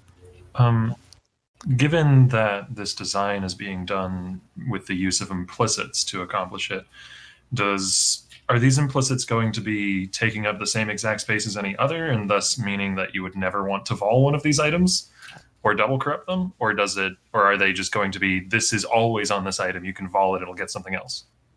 It's a point of discussion. It is the voling item is a very sort of specialized thing that you don't need to do for everything. So my kind of thought is that it can be its own thing, and if you don't care about, I mean, it's an opportunity. If every weapon has an implicit, then vile weapon implicits should be better than they currently are, and almost opening up a new mechanic in that regard. So, but it's we've still got to go through every single weapon type before we even decide what this results. Yeah, it's pretty far out there. Have an implicit, maybe it'll be some other mechanic that can't work as an implicit. But for example, crossbows are 100% reliant on that skill being there. Without it, you don't know crossbows. Yeah, you could get a vol version of the skill on a random chance on corrupting it. We kind of want to avoid the thing of there's every item has 4 different implicits and 2 different types of sockets and all that sort of stuff. So yeah, that's fair. You could remove it if it's a good base damage on the weapon, but it has a bad implicit for certain builds. Yeah, if that makes sense. I mean, well, yeah, if the effect is one you don't care about, then that's probably a reason that we don't need to have it. So it's always locked in. You don't always need to invest in whatever the dagger's special effect is. Do crossbows No, I just really liked how you specifically said 4 implicits, Rory, considering there's synthesized items in the game. It's like 3, that's fine. 4. There's definitely a time during development where we're just like, let's just add another line on the item. Add another one. Nice. My question was about crossbows. Are they not able to use regular bow skills then, since they? The current plan is no. They have their entirely own skill set. I mean, we're doing a lot more of the focusing down gems to specific weapon types. There'll be certain ones that will always be quite general, but crossbows are built all right. Well, currently the ammunition system only works on the crossbow specific skills. And their ammunition is designed to be balanced around those skills. So we could have ammunition apply to some of the bow skills. Because, for example, the incendiary shot adds a flat amount of radius to the AoE of all of your things. So that would just be insane on some bow skills. Just as more like just a philosophy kind of question. So one of like the early appeals of Path of Exile going way back was the idea of being super flexible, sword witch, you could do anything as anything. Then with Ascendancy, there was this concern that maybe the game would become too specialized. And since then, Ascendancies, if anything, have just become like more like this is the specific thing. Do you worry that with these super specific weapons, which can only use these skills, with the new Ascendancies built around that maybe people could maybe feel too narrow in their choices? Or I wouldn't say that these weapon implicits are going to be Ascendancy focused in a major way. Right, okay. In fact, it might even be pushing some of the weapon restrictions away from some of the... Well, we already did the thing of like any block stuff works with the gladiator thing, not just the shield block. So it's opening up the stuff where we can. For example, this time, just as a small minor thing, the Berserker, the crit node now isn't restricted to attacks. So just like little things that we can do to just open up that stuff where it makes sense for the theme. Like we don't want to corrupt the theme of the Ascendancies, because the theme of the Ascendancies is the most important part of them. Feeling like you're a fire-wielding juggernaut should be the thing that... Oh, sorry, Chieftain. Yeah, that one. Yeah. So we shouldn't have to worry that PoE2 will be the case of like, this is the crossbow ascendancy, you have to do that. This is the spear ascendancy, you have to do that. Yeah. Where, I mean, there is things like, for example, we revealed the new, can't even remember what we called it, tactician thing, has a I remember there was the rain of arrows style, or like connecting directly to that. But even in that stuff, it should be, there's plenty of other options that the build Ascendancy isn't built entirely around rain of arrow things or totem things. There's a lot of use at least one of those mechanics probably. Yeah, I do remember something from ExileCon which was like, this is like the werecat ascendancy and this is like the werebear ascendancy and stuff. Like when it comes to the shape-shifting stuff, is that kind of like something slightly different, or that is a thing of then either you're taking advantage of the shapeshifting thing or the animal companion thing and the other nodes on that ascendancy. So if you don't want to shapeshift but you want an animal companion, which is obviously a very popular dream for all of us to have a giant animal companion, then there'll be options for the ascendancy. Every time we're updating ascendancies, we're adding more nodes so that there can be more flexibility in the things you can do with those builds. You don't have to give us specifics, just as an idea, because I vividly remember right after the announcement, I spoke to Engineering Eternity, and he's like, I have no idea how they're going to make the 19 new ascendancies or something. Like, how many of those have you got like sort of locked in?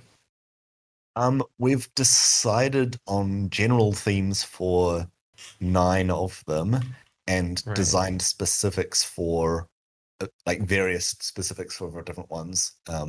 But the ascendancies are one of those things that we'll be going over in another PoE update later, where we can hopefully show off a few more of them. Yeah, that's fair. So Ziggy and Chris spoke about this a little bit, about there is a sort of goal or an aim to maybe slow down aspects of PoE2 to make it feel a little bit more personal, at least in the early game. Difficulty also seems, especially for the demo we played, we do know that you said it was kind of like overtuned, but do you hope that PoE2 might become a more difficult game, or?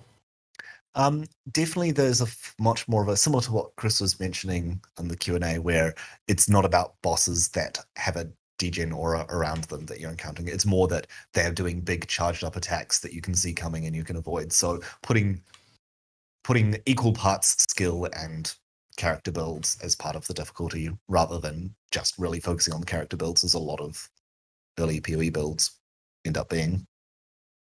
So more, and that also means giving the players, we need to slow down the player a little bit to give them the time to see the attacks coming. But it's also a thing of, now with better animations, we can have really fast attack speeds that look like a nice flowing series of attacks, rather than something moving so fast you're just seeing 1 or 2 frames of the animation. Knowing that the player will always try and find the way of the least resistance, do you have concerns that with this design philosophy, and then also having the idea that, well, we should keep PoE open and you should always be able to achieve these crazy builds that are super fast, that it kind of contradicts each other? Because when you have these builds that either blow up the entire screen, run super fast, what ends up happening is that it skips all the cute little design things that you've made, all the charging up attacks. Like, so what's kind of your thought about keeping those two? It's probably it really is that you will get a lot faster as you progress, but it's never going to be so fast that you don't interact with every mechanic. There'll be some mechanics that a very fast build ignores, and some mechanics that a very high damage build or a very tanky build ignores. That's kind of the perks of going that. But it shouldn't be that a character is insanely fast, very tanky, and huge AoE, and because of that, there's no mechanics they care about. It's nice that you can choose to bypass some things by what your build focuses on. Of course. It just shouldn't be to the point of absolute extremes. On a similar note, just for you personally, how do you feel about the things where you see the random clips of someone literally like one-shotting the end game bosses of PoE? There is a certain point of, there's so much progression that a character can have at the moment, where yes, after playing for 3 months solid and having all that currency bought into your stuff and managing the economy and things, it kind of feels like you already won the game a while ago, and now you're one-shotting the game. That's cool that you're doing that. That's kind of why we have the 3-month leagues, because that is an inevitable thing of character progression, while we have all these options for developing your character. If it's a thing where it requires almost no investment to do that, then it's going to be nerfed in 3 months, is what I usually think when I see those things happen. That's fair. On the sort of like ideological thing, this is something that I mentioned on another PvE podcast recently, that currently in the game it's impossible to drop the best items because the best stats are tied behind specific inherent mechanics, be it Maven Orbs, Double Influence, now seeing it with Veiled mods. Yeah. Since it seems very clear that you want to ultimately rework loot, isn't having all these super like beyond tier 0 mods tied to specific mechanics, meaning that you can never really drop the best items in the game anymore? This is definitely a big question of this item system thing, and we haven't had the full discussion that needs to be had before we can talk about that, but that is top of my mind when it comes to what we're doing with both the loot rework and future in-game system changes. Is like, okay. Could part of the solution be? So I'm a very big fan of Incursion, always have been, because of the specific mods that Incursion items have. So, and then now we also have stuff like Harvest. So the combining of different mechanics and, say, finding a few items with like double T0 mods become the goal in terms of dropping that item you need to then further craft on it using specific different tools within the toolkit, rather than finding like the 6th tier in one single drop, which is statistically impossible. Yeah, it's the kind of thing where ideally it is you find an item that is so good that you want to wear it right now, but it's not complete. There's still some more right doing it. I mean, even just putting quality and stuff like that is the most simple example. But yeah, that I can always imagine there will be that stuff. Or even just this item has 5 mods. It's worth craft. It's amazing. It's got 5 mods. Now I can just craft the thing that I want, and maybe it's not the best craft. I want a different craft later, or I want to YOLO bestiary exalt it to get something amazing.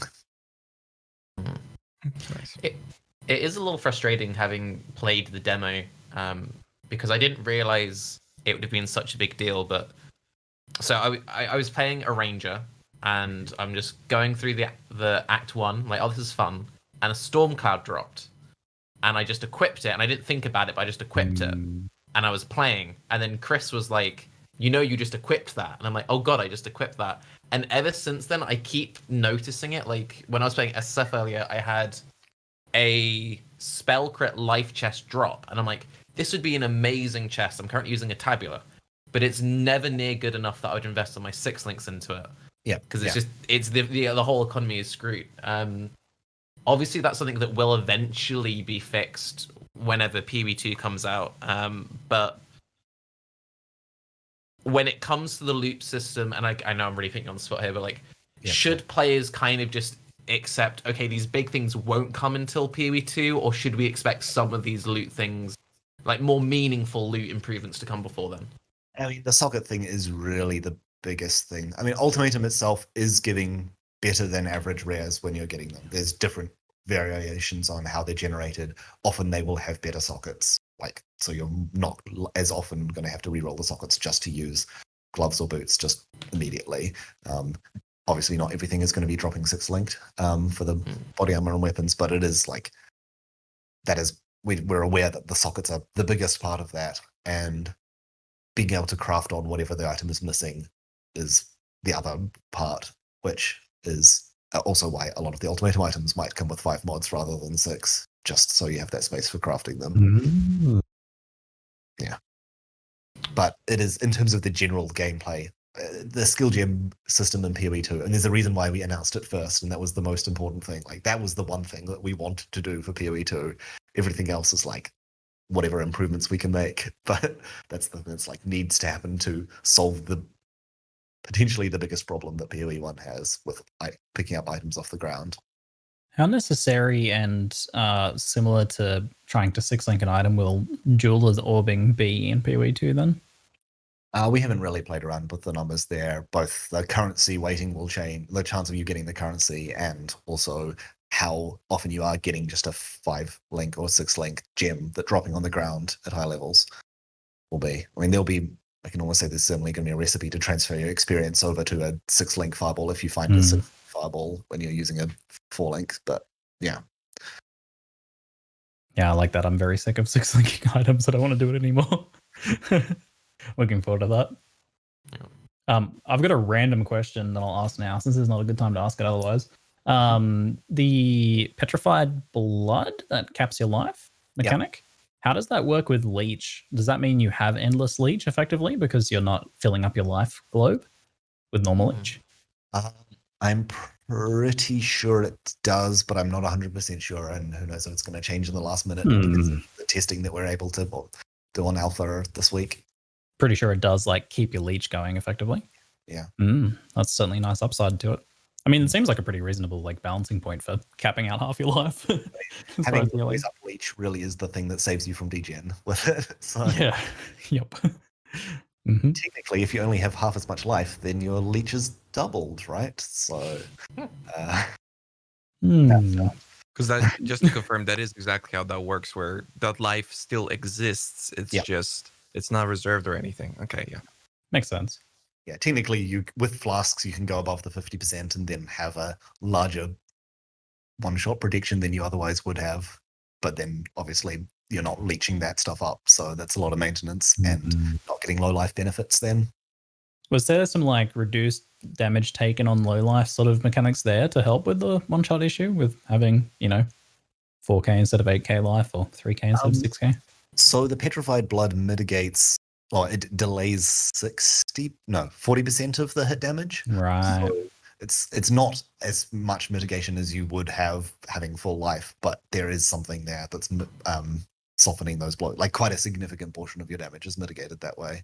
Yeah, well, the power of healing in this game has always meant that a mechanic like that was pretty dangerous to add to the game, but now it's been added effectively because it's tied to this half-life mechanic, which seems like a way of potentially balancing it at least.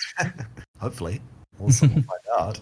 When it comes to defensive mechanics, just generally in Path of Exile, it tends to feel like when one defensive strategy becomes too popular, you'll be much quicker to destroy that than maybe like offensive stuff. Yeah. How do you feel just generally about the current state? And I'm sure Nugi, Octave, and Rise probably feel more strongly or have more insight on this when it's kind of like everything must either be fortify stacking to the extreme or everything must always be this necro block glancing yeah, you go ahead. I wanted to tag an addendum to that. I feel like that is a statement that can be made with the caveat that you're talking about either a solo self-found or otherwise restricted environment. So like, you're doing a league start, you're low budget, you're solo self-found, you're in a private league. I feel like with access to proper, like a decent economy and proper trade options, there are a lot more choices than that. But they are choices that are usually supported by things that are much more specific and not as easy to pick up. If I could add to that real quick, I don't actually think fine, Rory. You're getting time to think. He's preparing the dodge question. Right. I've never actually worked on Path of Exile. Ask the next developer. I think that I don't think there is a